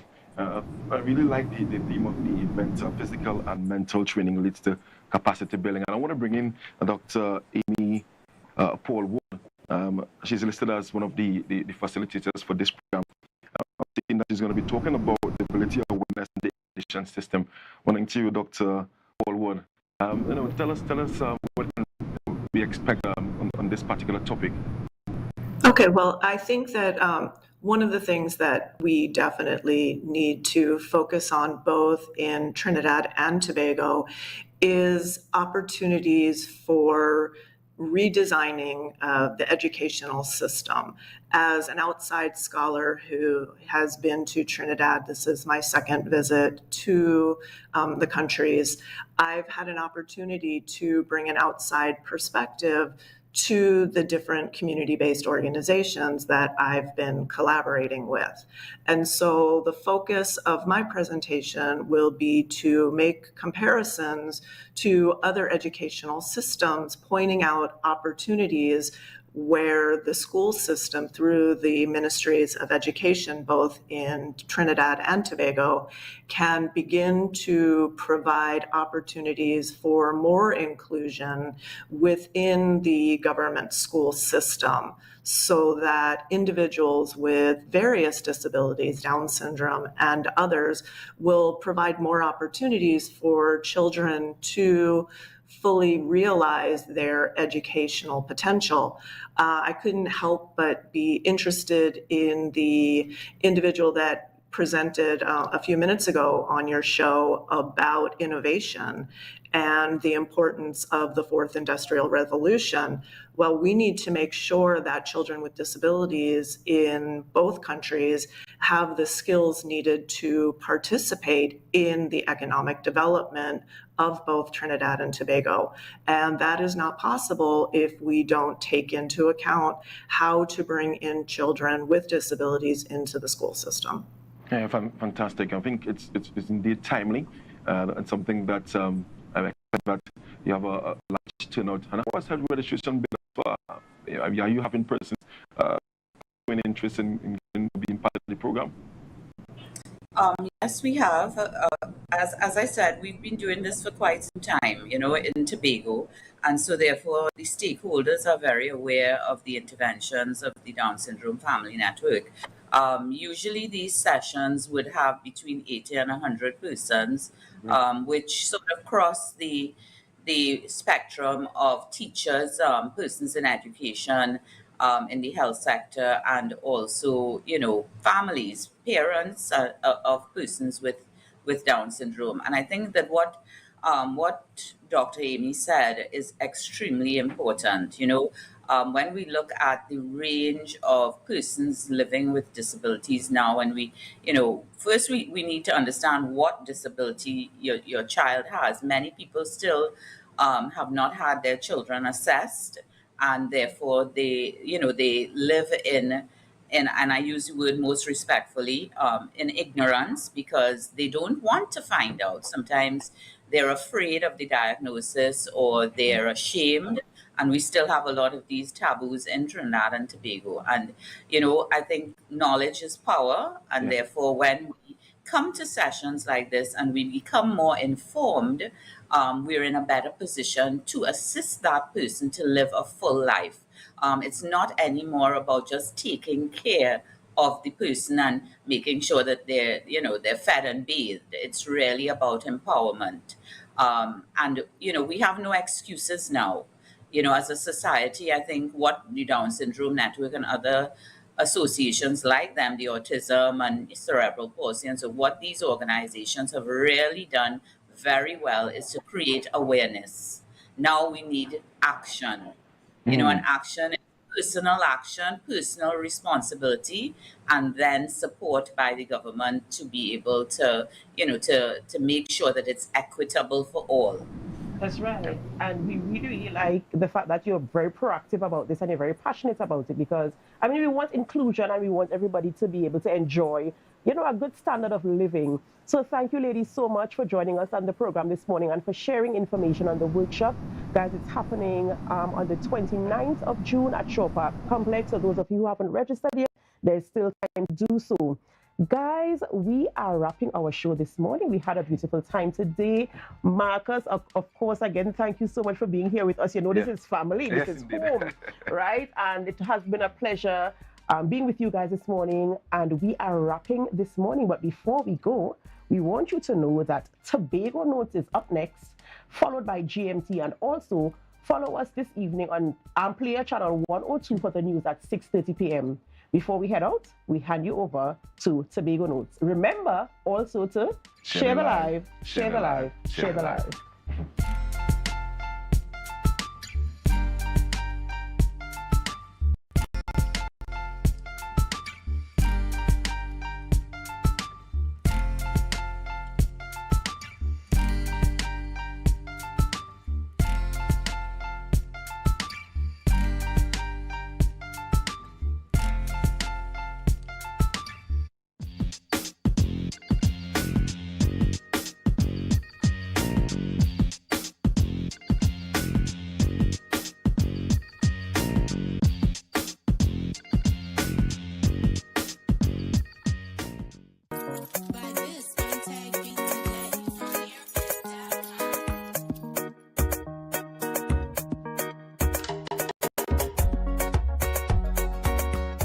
Special Olympics has done Trinidad and Tobago justly proud.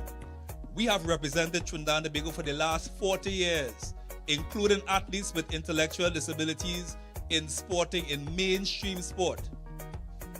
Our last outing in international games, we went to Abu Dhabi and we brought home in excess of 50 medals. What a privilege it is to be here today at the Special Olympics Trinidad and Tobago Norma James Community Caravan Tobago Games. After a 2 years hiatus, the National Games are finally back, setting our athletes on the road to the World Games in Berlin.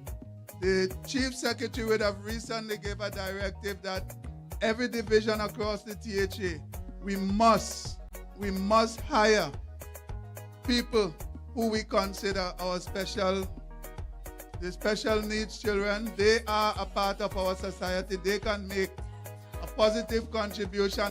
If they are able enough to go out there and win medals, represent TNT, they are good enough to be a part of the workforce and a part of taking Tobago forward. Today, we celebrate inclusivity. Today, we celebrate diversity, that every single person with air in their lungs and life have a purpose in life.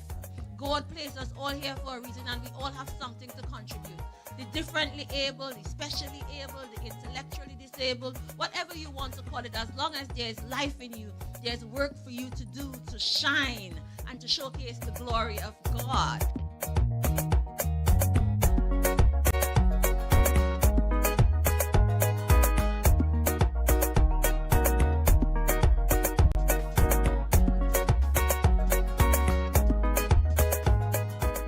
That was a production of the Department of Information, Office of the Chief Secretary, Tobago House of Assembly.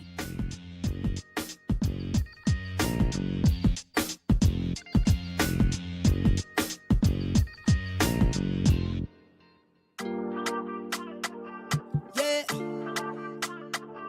Hey. Tobago updates. Good morning, Tobago. Wake up with Candace and Denasia.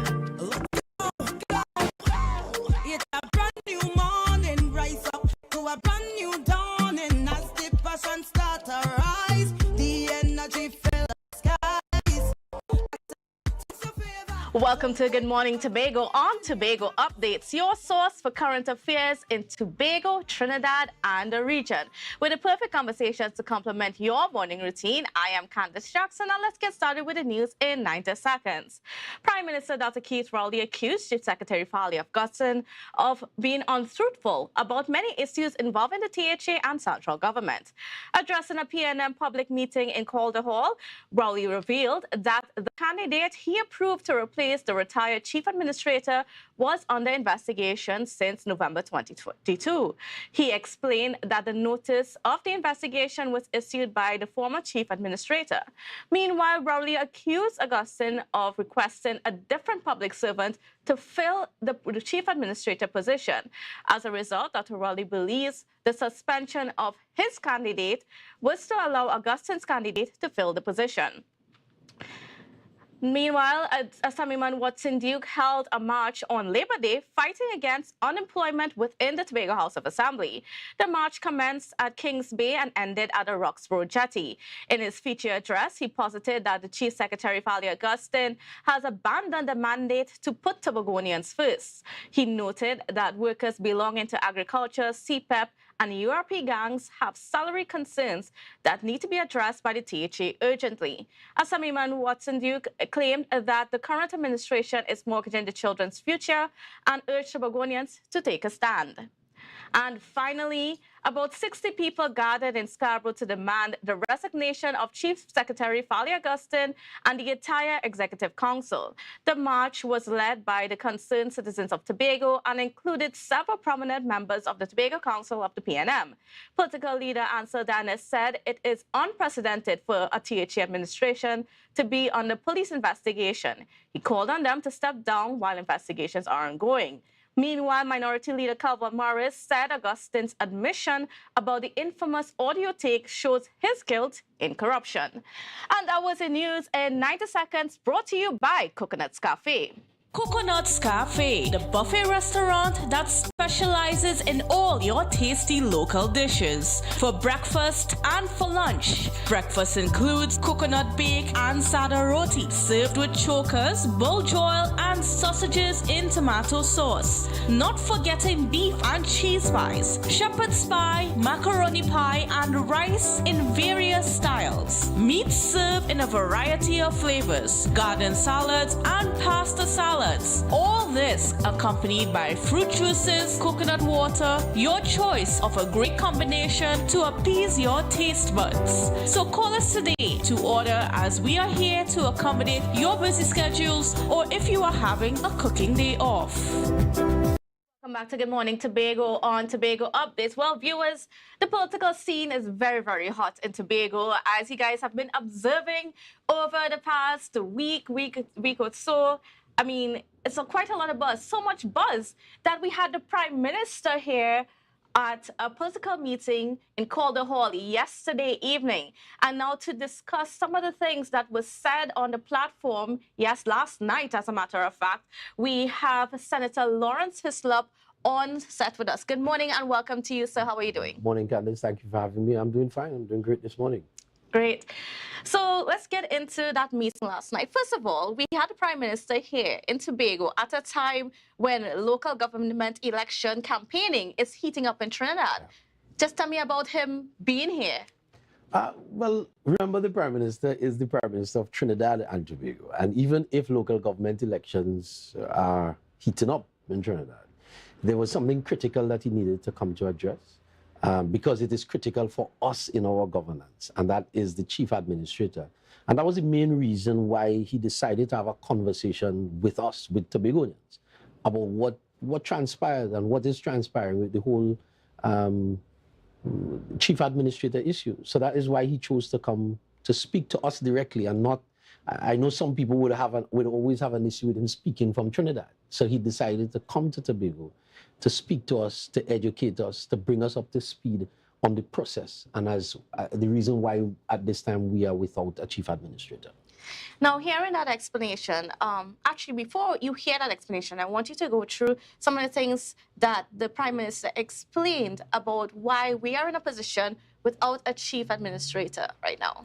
Well, as he laid out the timelines as to when the conversation actually started and why we are in now. The dates are a lot of dates in terms of the letters being starting as far back as November 22. As far back as November. And one of the things that he highlighted was the fact that this would not have been an issue had the conversation come up that the person who was in line, there were questions to be asked of this person. And so if the situation started since November with the initial letters between the then Chief Ad and the Permanent Secretary in the Prime Minister's office about this movement having to take place, if everything went as normal or as planned, then we would have had a Chief Ad. Because as he highlighted, one was to go off on retirement on the 17th, I think it was, and the other one, based on the letter, was to come in right after the day after. But because there was this whole issue that arose, that's why we ended up in the situation. And then to add to that, you had the situation with the deputy chairman of the Public Service Commission that also his contract also ended, so that vacancy needed to be filled. So that is why we unfortunately, that's why we're in the situation that we're in. Are you satisfied with the explanation provided by the Prime Minister? Well, yes, because the explanation given by the Prime Minister was clearly laid out in the guidelines, the law, the steps that are to be followed in order for us to get to the point of a Chief Administrator. And the reality is the average citizen would not have known all of these intricate steps because on the 17th or on the 18th, we would have gotten up the next morning and we had a Chief Ad. But because things came in to interfere with those steps, so I'm satisfied, and I can speak for those who were at the meeting last night, and even those who may have been listening.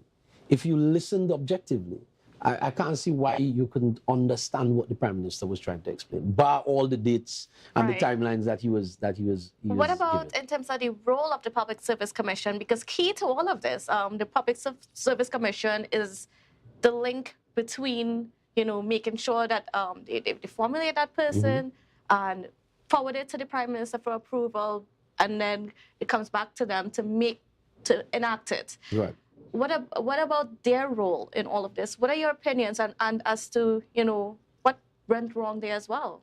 No, I don't think anything went wrong from a Public Service Commission standpoint, because just as the Prime Minister, the Public Service Commission followed the guidelines that are laid out and based on the law.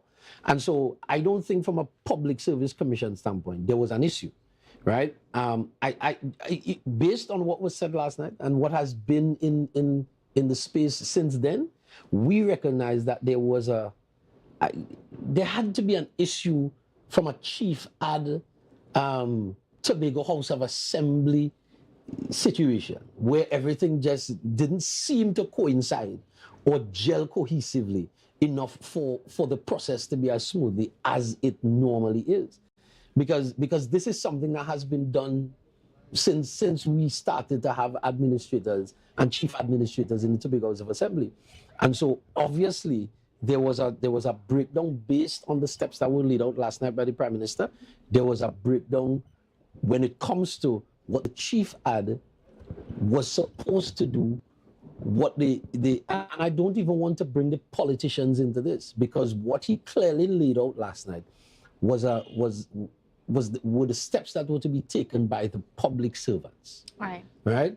And those steps were not followed as they should have been from a THA standpoint. And because of that, we ended up in the situation that we in. Now, have you used your power as a senator to, sort of see what's going on and to see if there's a way that we could resolve this situation? Because unfortunately, until this situation is resolved, as former Chief Secretary Ho Choi Charles yesterday stated, it's a disastrous situation because the role of the chief administrator is so important and crucial to the business of the assembly. Well, what I could tell you is that from my position, I have no power where that is concerned. The persons who are dealing with it, because as the Prime Minister said, hopefully by this week, all of that should be sorted out. Because the Public Service Commission now has a deputy chairman. Obviously, they would now forward who the person should be. That will come to the Prime Minister. The Prime Minister will treat with it. He and the Chief Secretary will consult. So I don't think this week should pass without us having a chief ad. If it does, then early in the new week, I believe it should be sorted out. So those who have the power to deal with it are treating with it. Now, there was quite a few other allegations or interesting things that came out from what the Prime Minister said. He accused this present administration of, playing the blame game. Yeah. In the same way that the opposition is in Trinidad. And I want to get your view on that. Well, listen, Tobagonians, citizens can see for themselves that when this administration won the election, as the Prime Minister re-emphasized last night, he gave clear directives to his ministers. He took it upon himself to give all the necessary assistance that the Tobago House of Assembly required, because of the fact that it was a young administration with inexperienced persons. And even Mr. Ho Choi Charles spoke to that the entire Executive Council were practically inexperienced people.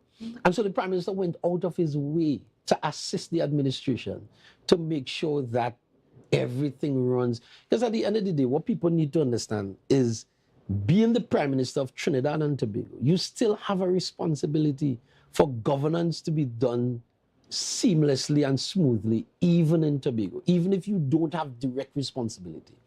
And so he instructed his cabinet ministers who have partner secretaries in Tobago, meet with them, treat with them, give them whatever assistance they require. And the admission by some of the senior people in the THA is that these meetings were very cordial. Right, were extremely cordial, and they were given the assistance that they needed. I don't understand where the fight, where the bacchanal started, why we now have a situation that everything that arises in Tobago that the administration is unable to manage, it is the central government's fault. It is the Prime Minister's fault. You have been elected by the people to govern, to manage Tobago, to manage a budget allocation that is sent to Tobago. If you are unable to do that, how is that the central government's fault? And now we have a situation where there's all this back and forth and all this argument about... And the situation has accelerated so much that the Prime Minister last night said that he doesn't want to have a conversation anymore with the Chief Secretary unless there's a third person present. No, for me, that hit me really hard last night. And this is not, and I'm not saying this from a party standpoint, I'm saying this from a Tobagonian standpoint. When our Prime Minister can say that he does not want to have a conversation with our Chief Secretary unless there is a third party, that does not augur well for our governance. When the two most senior politicians between Trinidad and Tobago can't have a conversation one-on-one because one is afraid that whatever is said in that conversation could be revealed. Do you think it's justified? Well, you have to ask the Prime Minister that. And based on what has transpired within the last couple of weeks with the chief administrator issue and then the issue of Friday's media briefing, where allegations were made. Now, the average person hearing that 2 senior government officials would have called and said, pay these monies to this contract. The average person automatically would think the 2 persons, and I thought it even before the Prime Minister said it last night, that the 2 senior people that the Chief Secretary could be alluding to is the Prime Minister and the Minister of Finance. Mm-hmm. And when we have a situation like that, and the Prime Minister is now saying, I don't want to have no conversation with the Chief Secretary unless there is a third party, something is wrong with the governance in Tobago. And it's interesting because that reaction seems to be so similar to what's going on with the opposition, the relationship with the opposition, which is so adversarial in Trinidad at this point in time.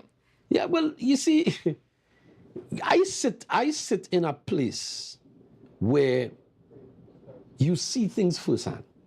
And what is significant is a level of, and hate is a strong word, but there's a level of despise that is you see coming from the opposition for sometimes no reason whatsoever, and you wonder why.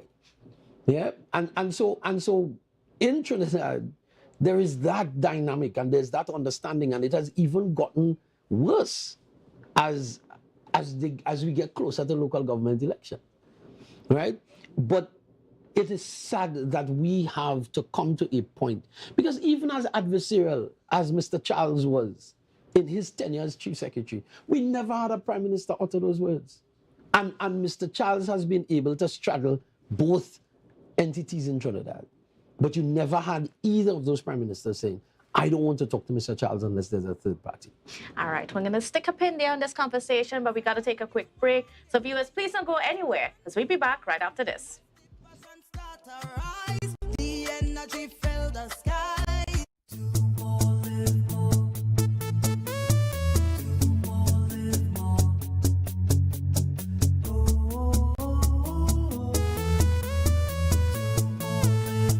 This is how it's gonna go.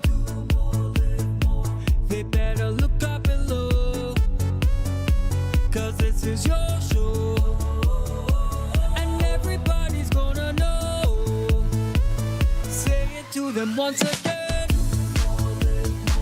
They better look up below.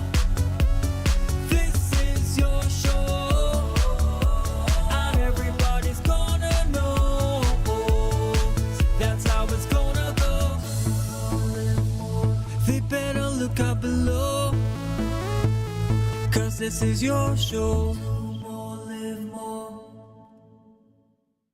Are you looking for a place for your loved ones? Heavenly Care welcomes you. Located at Northside Road opposite Massey Motors, we offer a variety of services. These include doctor visitations, social activities, geriatric care, and much more. Contact us at 277-9595 or visit us at Northside Road opposite Massey Motors. At Heavenly Care, compassion is at the heart of all care. Yeah. Hey. Tobago updates. Good morning, Tobago. Wake up with Candace and... Welcome back to Good Morning Tobago on Tobago Updates. And we're not just Tobago Updates, viewers. In case you haven't found out yet, or you've been living under a rock, we are Tobago Updates Television. And you can view us on channel 102 on Amplia for 24-hour programming. Yes, All It Is Tobago is coming to you through your TV sets via the Amplia facilities. So get connected and see all the good stuff that we have to offer.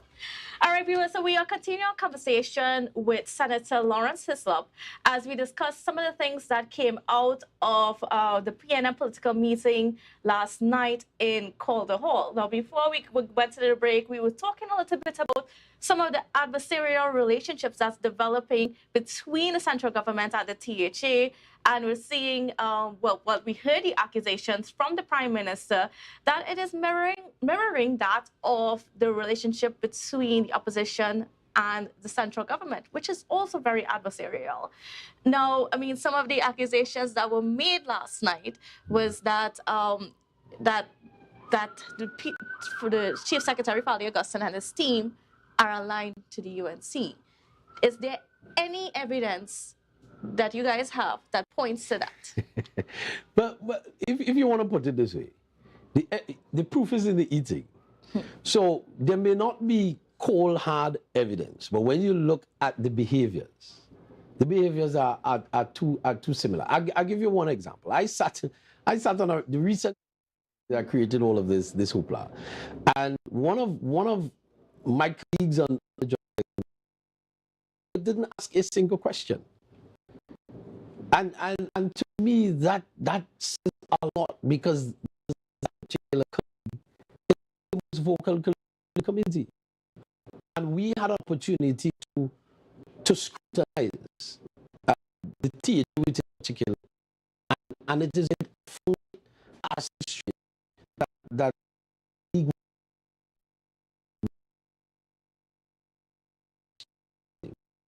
and even some mirror experience, because for me, what is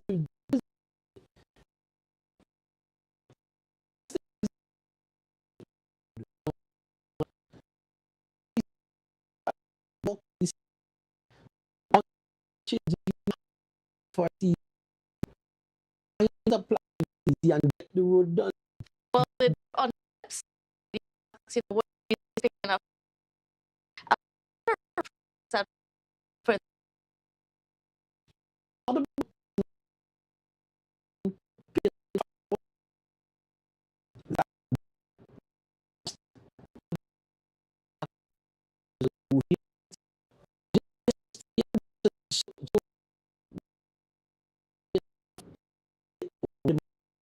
ask particular questions about why this road was done the way it was done, why this contract within such a short period of time between the submission and why the haste, why the rush? Something seems fishy, and that's asking pertinent questions. But when you come to a situation where you have a planned project that has been on the books, you are now in office seeking to execute that project. What's the haste in trying to do the project without getting your necessary approvals? Knowing that if you don't get the necessary approvals, there is a possibility that you could be challenged by the authority or the agency that is responsible for that. Now, I want to address the matter of that $100 million that was allocated in the mid-year budget review. Yeah. You kind of touched on it a little bit before, but I'm going to get now, I mean, because when we listened to the Minister of Finance, there was, actually he did not even mention that in his initial statement in Parliament. And but it was not, or was there much said as to the explanation for what money was intended? And we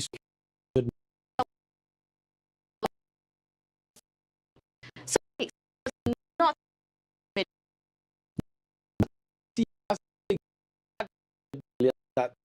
that the Chief Secretary was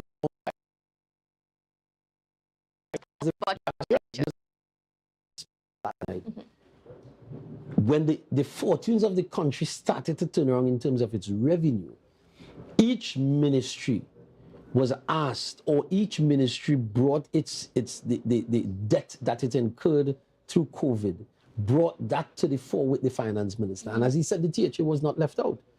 And so that 100 million was to assist the THA in clearing off some of the debt as well.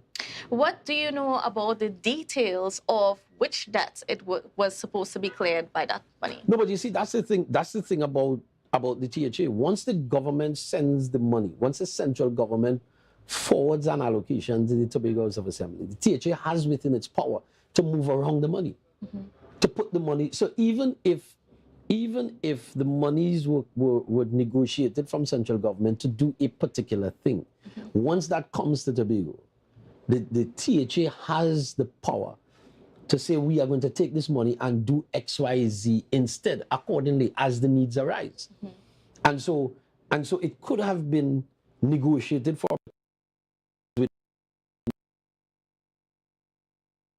that, and it was the additional assistance to help clear debt. I don't know exactly what the debt was, but the fact of the matter is the THA made a request and the central government acceded to the request and the 100 million was given.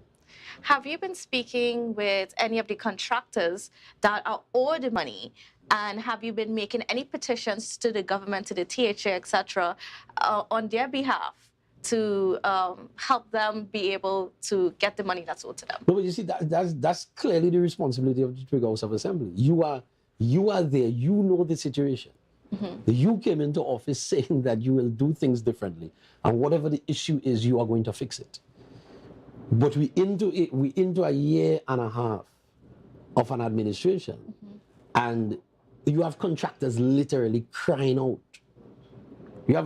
For any project that starts in Tobago, you have contractors crying out for work. They want to get work. And you're telling me, and I go back to that Chauvin Road because it is a significant chunk of our development budget. Now you're telling me that 64, 65 million or how much is the value for the work there. You're telling me that you could not have found 3 Tobago contractors or even 2 who had the ability to do that work at Chauvin. Split it up into packages. Because as was said... Even though these people are already owed some money. But that's the thing about even Trinidad. There are contractors who are owed significant money. That's the government system, unfortunately. And even in a situation where the arrangement was to do that bolt arrangement where you pay later. But you see, we pretend as if that method is an old method. If it was not an old method, or if it was an old method, let me put it this way, we would not have had a debt. It is obviously that contractors in Tobago did the same thing for years. They used their own finances to do work and to be paid later by the Tobago House of Assembly. That's why we have a debt. I also want to address the $300 million that was, $100 million in contracts that was allegedly awarded, prior to the elections.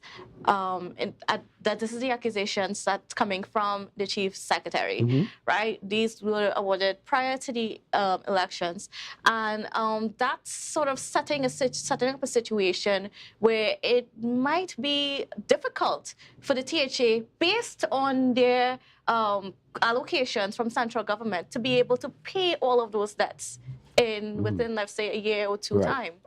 But you see, all governments incur debt, and all new administrations incur debt from an old administration, because governance is a continuum. Governance is about the public servants working within a framework of policy created by a political party or a government. And so all governments incur debt. And I was fortunate to be part of a lecture done by a senior member of the IDB, and he said that this notion that we have that debt is bad for governments is a wrong notion. It's how you manage your debt. All governments incur debt because there are things that you have to do that you are unable to do with your revenue, but you have to provide a service to your population. And so when you talk about a $300 million debt that was incurred, that was work that was done to the benefit of Tobagonians. But then how should the THA then deal with that, given the constraints of an allocation? Of an allocation that's actually even less than that debt that was incurred? How did previous administrations do it? You have to negotiate with your contractors. You have to talk to your contractors. But in a situation where you have one contractor demanding all the payments, no. And that's what I'm saying. You have to talk to your contractors. You have to negotiate with your contractors. Because you look at, even in Trinidad, there are major contractors in Trinidad that are owed millions of dollars. But what happens? These same contractors continue to get work because this is what a contractor understands. If I continue to work in the environment, if I continue to do the work in the country, it means that I continue to get monies. So yeah, I worked with a particular contractor on the airport some years ago, and I found out that it was 5 years after we finished the work that the contractor got paid for the work. Now that's not ideal. It's not ideal, and it is something that each government seeks to rectify, right? And even with this new procurement legislation, there are some significant clauses in it that should close that gap. So when you continue to have conversations with your contractors and you continue to talk with them and engage them in work, what happens? Your economy keeps spinning. Your economy keeps moving. Your low-level economy, your middle and your high economy keeps moving because the contractors keep individuals employed, and by the contractors being employed, you create that movement in the economy, in the mini mart, in the supermarket, in just entertainment. You keep that happening, and so you speak to your contractors. You keep the conversation going with your contractors, and they understand that once I continue to work in this particular space and I have a relationship with you, then I'm fine. But when you don't pay your contractors and then you blacklist, and I know the chief secretary has an issue with that line, but then you blacklist contractors or you give work to contractors that Tobagonians could do, then you're going to have a problem. All right. Well, we're going to have to leave it right there, Mr. Hislop, and maybe we can get more into details about these things, and especially as these issues develop within our space. Sure. Thank you for being on. It was a pleasure. Yes, certainly. And viewers, please don't go anywhere because we'll be back right after this break with more.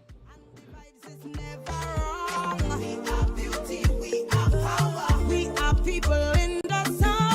We are beaches, we are rivers. We are melanated ones. We special and there is no denying. Everybody only worrying. Never ever worry. Don't mind how things looking hard. I tell them never ever worry. If your nice car get damaged bad, I tell them never ever worry. What I'm saying is true. So just consider Tatil is always right here for you. I tell them never ever worry. Don't mind if life make you sad. I tell them never ever worry. If your house get flooded out real bad, I tell them never ever worry. What I'm saying is true. So just consider Tatil is always right here for you. I tell them never ever worry. If sickness catch you off guard, I tell them never ever worry. If times fall on you real hard, I tell them never ever worry. What I'm saying is true. So just consider Tatil will always be here for you. Never worry about a thing. Tatil, where people are people.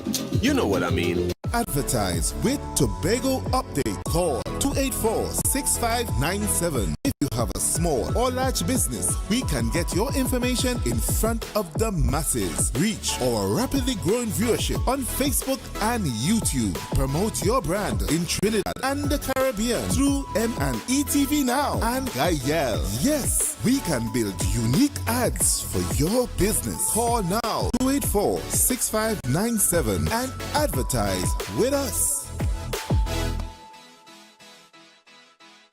October will never be better with Tobago Carnival fever.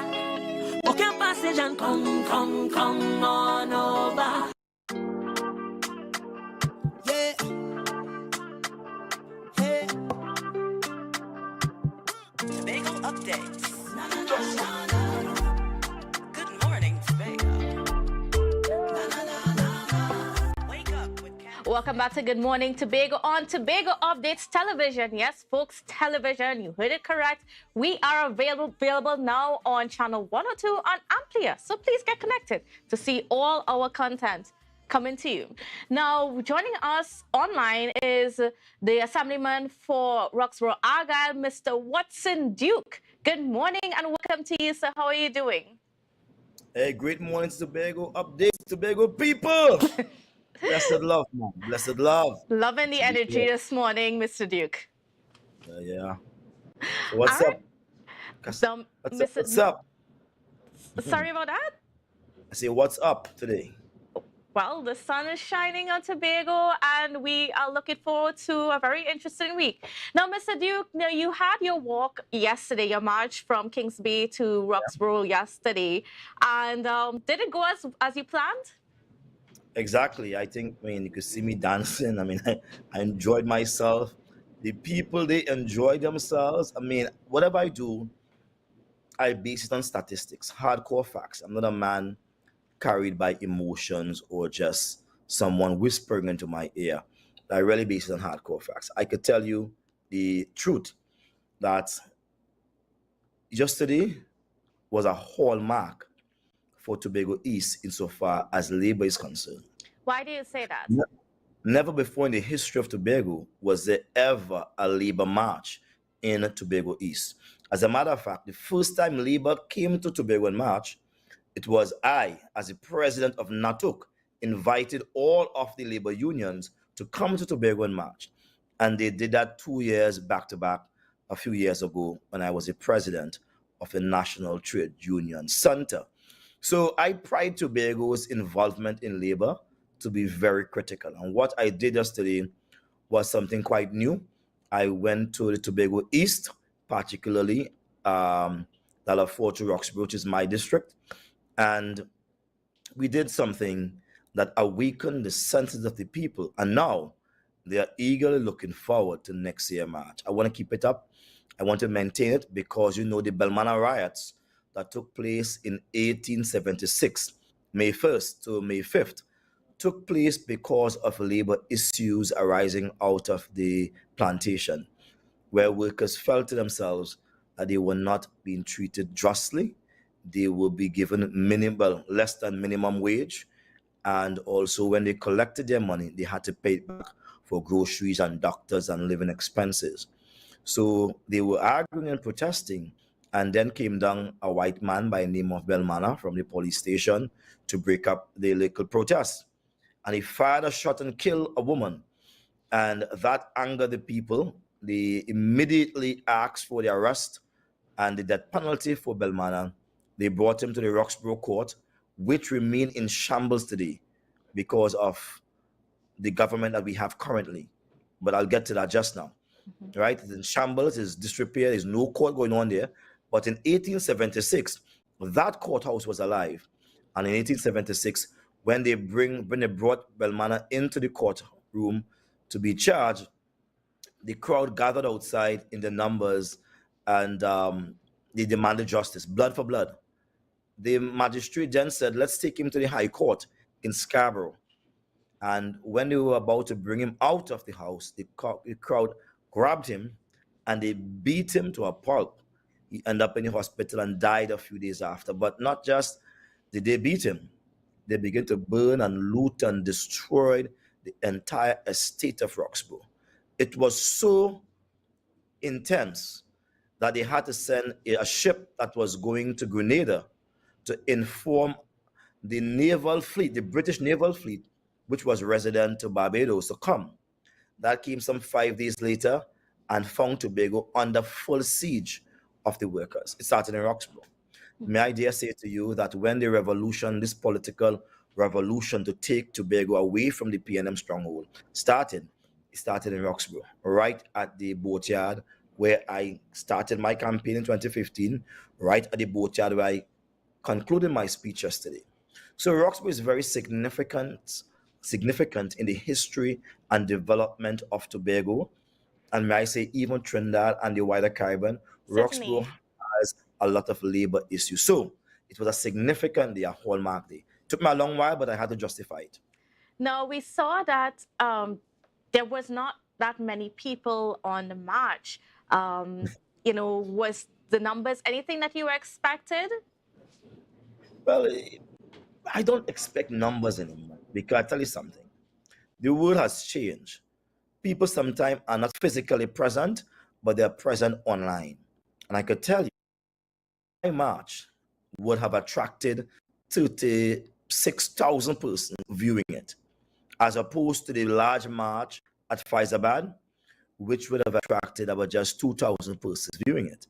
And so when you look at my march, it was viewed more by more persons than the usual Labor Day march in Faizabad that have all the unions. So did I receive the type of response I expected? Yes, I did expect the response. I did get the response I wanted. Did I announce myself as being present in Tobago?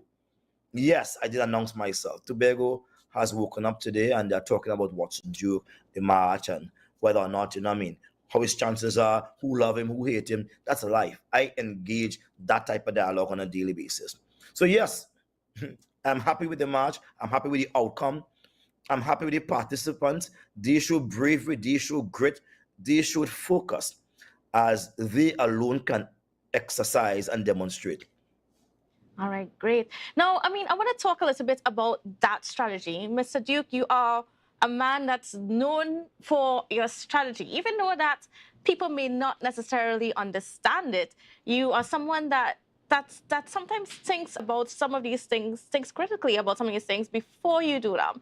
Let me talk a little bit about the strategy behind, just starting that match in Roxborough. I know you said it's in some way significant to you because it's where you started your political campaign in 2015 as an independent candidate.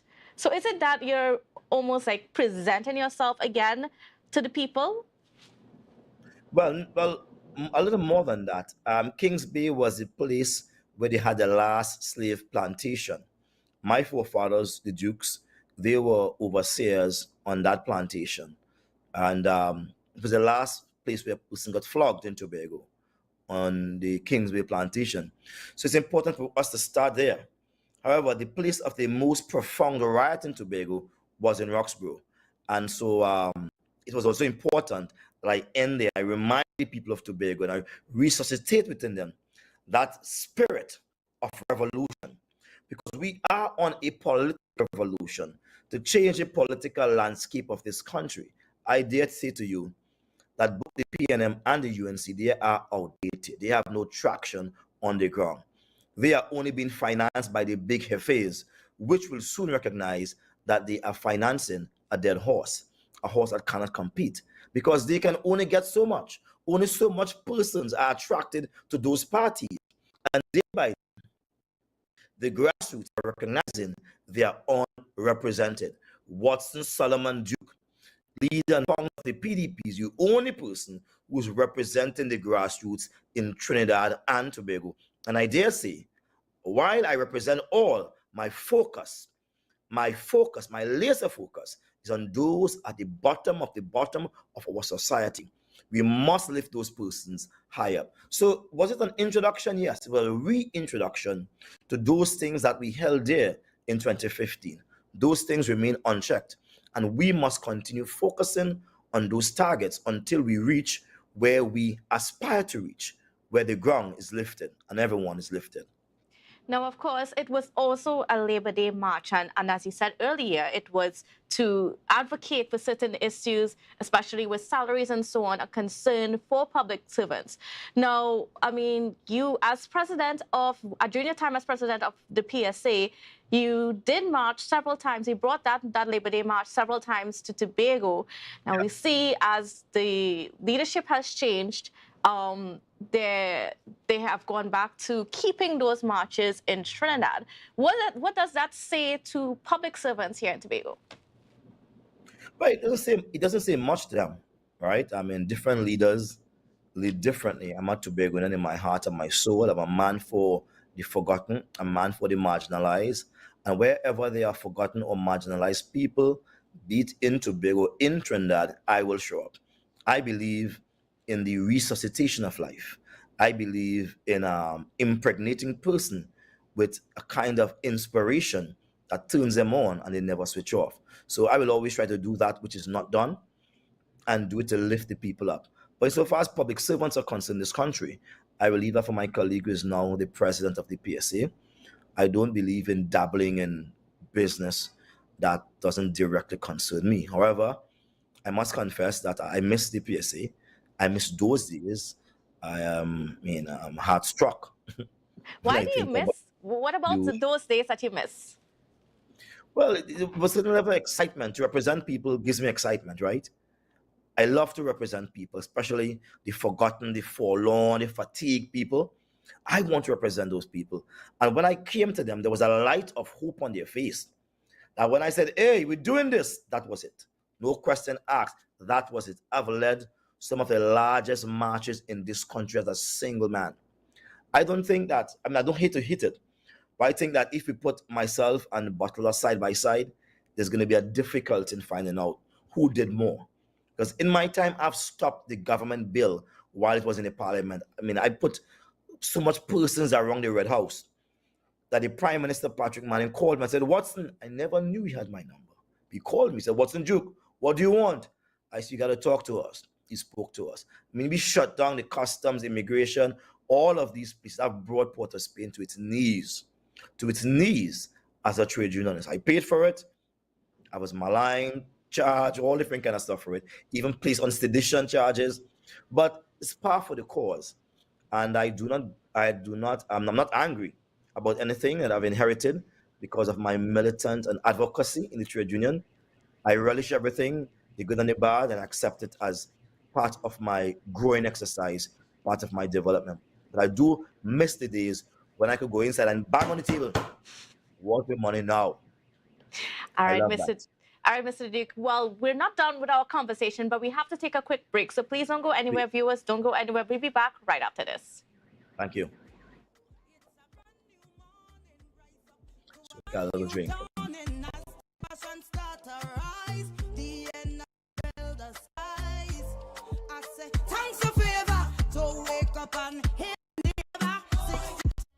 Tapicom. Welcome to the future. The only card you will need in a new world. Digital business cards. Safe, hassle-free. The future is here. Tapicom. New generation digital transfer. Digital time clock cards. Digital attendance cards. Air tags. Customized designs. Digital clothing tags. Digital pet tags. Tapicom. The future is here. Contact us today. MI4 Security Services Company is the most advanced security service in Tobago. Ask about our cash and transit service. It's safe, risk-free, reliable, and timely. We provide safe banking delivery for all business types and sizes with highly trained staff, 24/7 monitoring, coordinated emergency response, and a well-maintained fleet of armored vehicles. Contact us at 660-1723 or visit our website at www.mi4security.com to sign up today. It's a different type of thing down there. Man, we party till we drop down there. With a lot of pretty girls down there. Down in Tobago. Yeah. Hey. Tobago updates. Good morning, Tobago. Welcome back to Good Morning Tobago on Tobago Updates. Viewers, we are continuing our conversation with Assemblyman for Roxborough Argyle, Watson Duke, as well as the political leader and founder of the Progressive Democratic Patriots. All right, so Mr. Duke, now I want to get into just some of the things that came out of a group of concerned citizens here in Tobago, and that was the idea that because there's a police investigation as a result of this audio tape out there in the space, that the administration should step down while that investigation is going on. What are your opinions on this? Well, I think I share similar thoughts on the matter. The person who holds himself out as the chief secretary must understand that he's the face of the executive of Tobago, a quasi-government. It's not a government, but a quasi-government. And therefore, he has to give the international community the opportunity to see Tobago in a pure and pristine manner. What he has been tried for in the public eyes is a kind of a misbehavior. It's a kind of act that he himself admitted to. He himself admitted to planning it. but not executing it. But in the voice note, you hear him saying, "Yeah, we get some of them in already. Some of them in already." So he will have to explain that to the popo, to the police. He will have to explain that to the public, and they call names on the thing also. We don't know who that person is, but certainly there's a particular name who is quite known in the public space that carries that. So he should do the honorable thing and step aside as the deputy chief secretary. When he accused me of rogue behavior and trying to get him to operate outside of the law, when I asked him to feed 27 people, 26 people in New York, I said, these people need to be fed. Could you please call a shot? Talk to the executive. Let's get someone to feed these people now. Because people is at the center of what I do. I was quite shocked to learn that he took it seriously to the point where he wanted me out and was challenging me to come and fight him and see who has more people than him. And I was quite taken aback. And I said, this can't augur well for Tobago. And I simply removed myself from the executive, from under his executive control, because I cannot be led by someone who holds those bad ideals. And I removed myself. I did the honorable thing and quarreled, and I removed myself. He should remove himself also, because Tobago now is now questioning his judgment. There are thousands of youth in Tobago who cannot be employed, but he's on a tape stating and planning to employ persons to spread propaganda. Since when spreading propaganda, false information that is, since when spreading false information is a requisite to be employed in a government, that is wrong, and it should be seen as wrong. Now, Mr. Duke, you were accused of being the person to possibly leak this audio clip, and it was said that this discussion took place during an executive council meeting or a strategic meeting in regards to that happened about a year ago. Can I get your response to that? Well, frankly, Watson Solomon Duke did not leak any tape whatsoever. As a matter of fact, I did not even know that conversation existed. I never knew of it. I was totally unaware of it. And he cannot find me participating in such a conversation. Such a conversation, I will shut it down openly and defiantly and loudly, and I will not hesitate. I will bring it to the public attention immediately. I've done more with less than that. Imagine I walk away from my job for 26 person who was not fed. You can imagine if he had threatened to employ persons to spread false information to the denial of persons who are qualified and looking for employment, I would have mashed up the place. I would have turned tables over, make a scene, and let them know I was not employed to do that folly. So me leaking tape, Duke ain't no sneaky man. I ain't no tanty man. I'm not his friends. Duke is a real hardback man. I will face the bull head on. And I want you to read my lips. I'm not bluffing with that. I will face the music head on. I'm a man. I'm not tanty man. Hiding and leak tape. Man, no coward. And more than that, let's say, right, someone leaks the tape, not me, but someone else within his company leaked the tape. What concern is that to him? While on the campaign trail, he was talking about some whistleblower legislation or policy. So is he now angry that someone blew the whistle, whosoever that person is? That person should be given a medal of honor. That person exposed his nastiness, his betrayal of the public purse. He is hiring people to spread false information. He said that. And in the tape, he said they hired some of them already. There's a few more they want. Now, Mr. Duke, you were also accused of colluding with the PNM. Are you in talks with that party, with the PNM party, towards opposing the Fali Augustine-led administration? I'm not in talks with the PNM to oppose Fali Augustine administration. I talk to the PNM all the time. I talk to the UNC all the time. I'm a politician. That is what politicians do for a living. They have to have conversations. But do we talk on any nefarious activities? No. The PNM, they are my enemy as well as the UNC, but we have conversation from time to time. I do not hate Dr. Rowley, He's a miserable man, very miserable, but I do not hate him. As a matter of fact, I want to create a society in which Dr. Keith Christopher Rowley is not discriminated against because of his bad past and the amount of people he annoyed. I want to ensure that he's properly protected because he did so while he was a politician. And as a politician, it's what we call civil war, right? It's an academic war, I should say, where we war against each other. We say things that are not nice at times. We act in a manner that's quite belligerent at times. But at the end of the day, we do it to present ourselves as strong and to represent the ideals that we have. And so I talk to the UNC, I talk to the PNM. I don't have a problem in that. But do I have my principles? Yes, I have my principles. Are those principles worth dying for? Yes. I said to people already, do not expect me to fight for the Augusti. No, it's the job of the PNM to do so.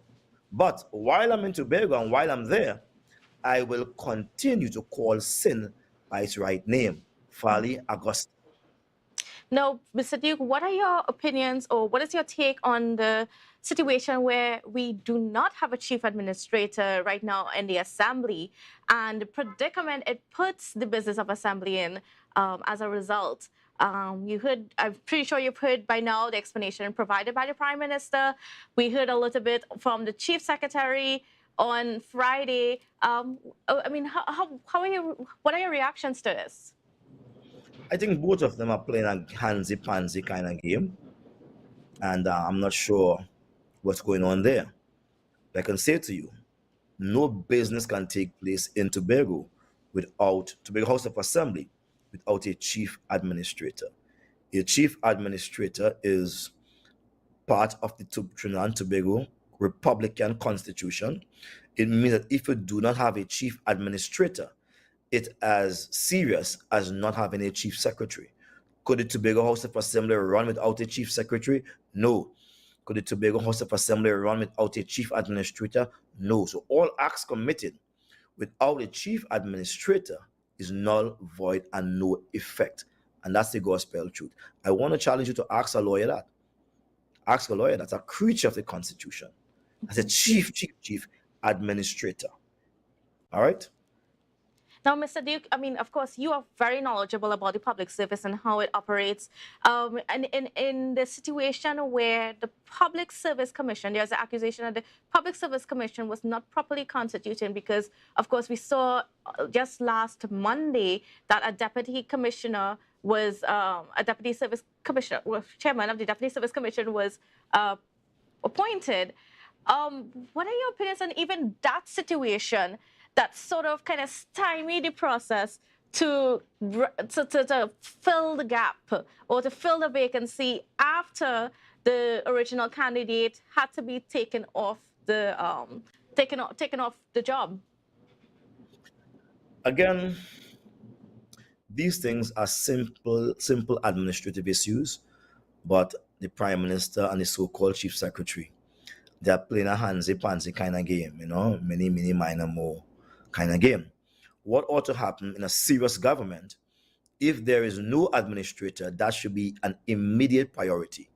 So immediate that the government of the Republic of Trinidad and Tobago can call a meeting, a cabinet meeting, and decide, you know what, we are going to move certain or change certain legislation to allow us to temporarily appoint a chief administrator until we fix the issue in Service Commission. And they look at the next senior person in line, and they will simply appoint that person in line. Yes, we know that Tobago House of Assembly has certain autonomy, but they do not have autonomy that supersedes the government of the Republic of Trinidad and Tobago. All right, well, Mr. Duke, unfortunately, we will just have to leave it all right there because we are out of time. But I want to thank you so much for your opinions on the matters of the day and for being able to have this conversation with us. Thank you. All right, viewers, like I said, we are out of time this morning, but thank you for being with us. It certainly was a pleasure, and we will be with you again tomorrow.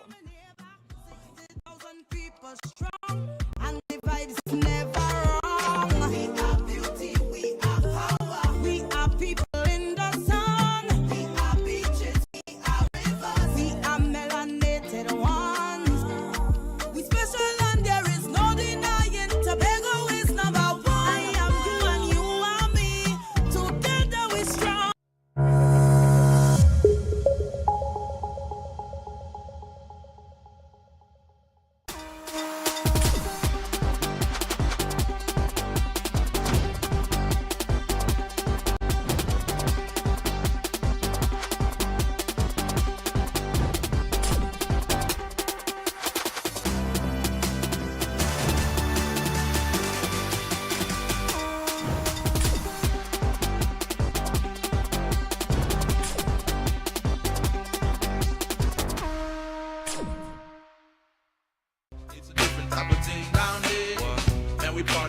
drop down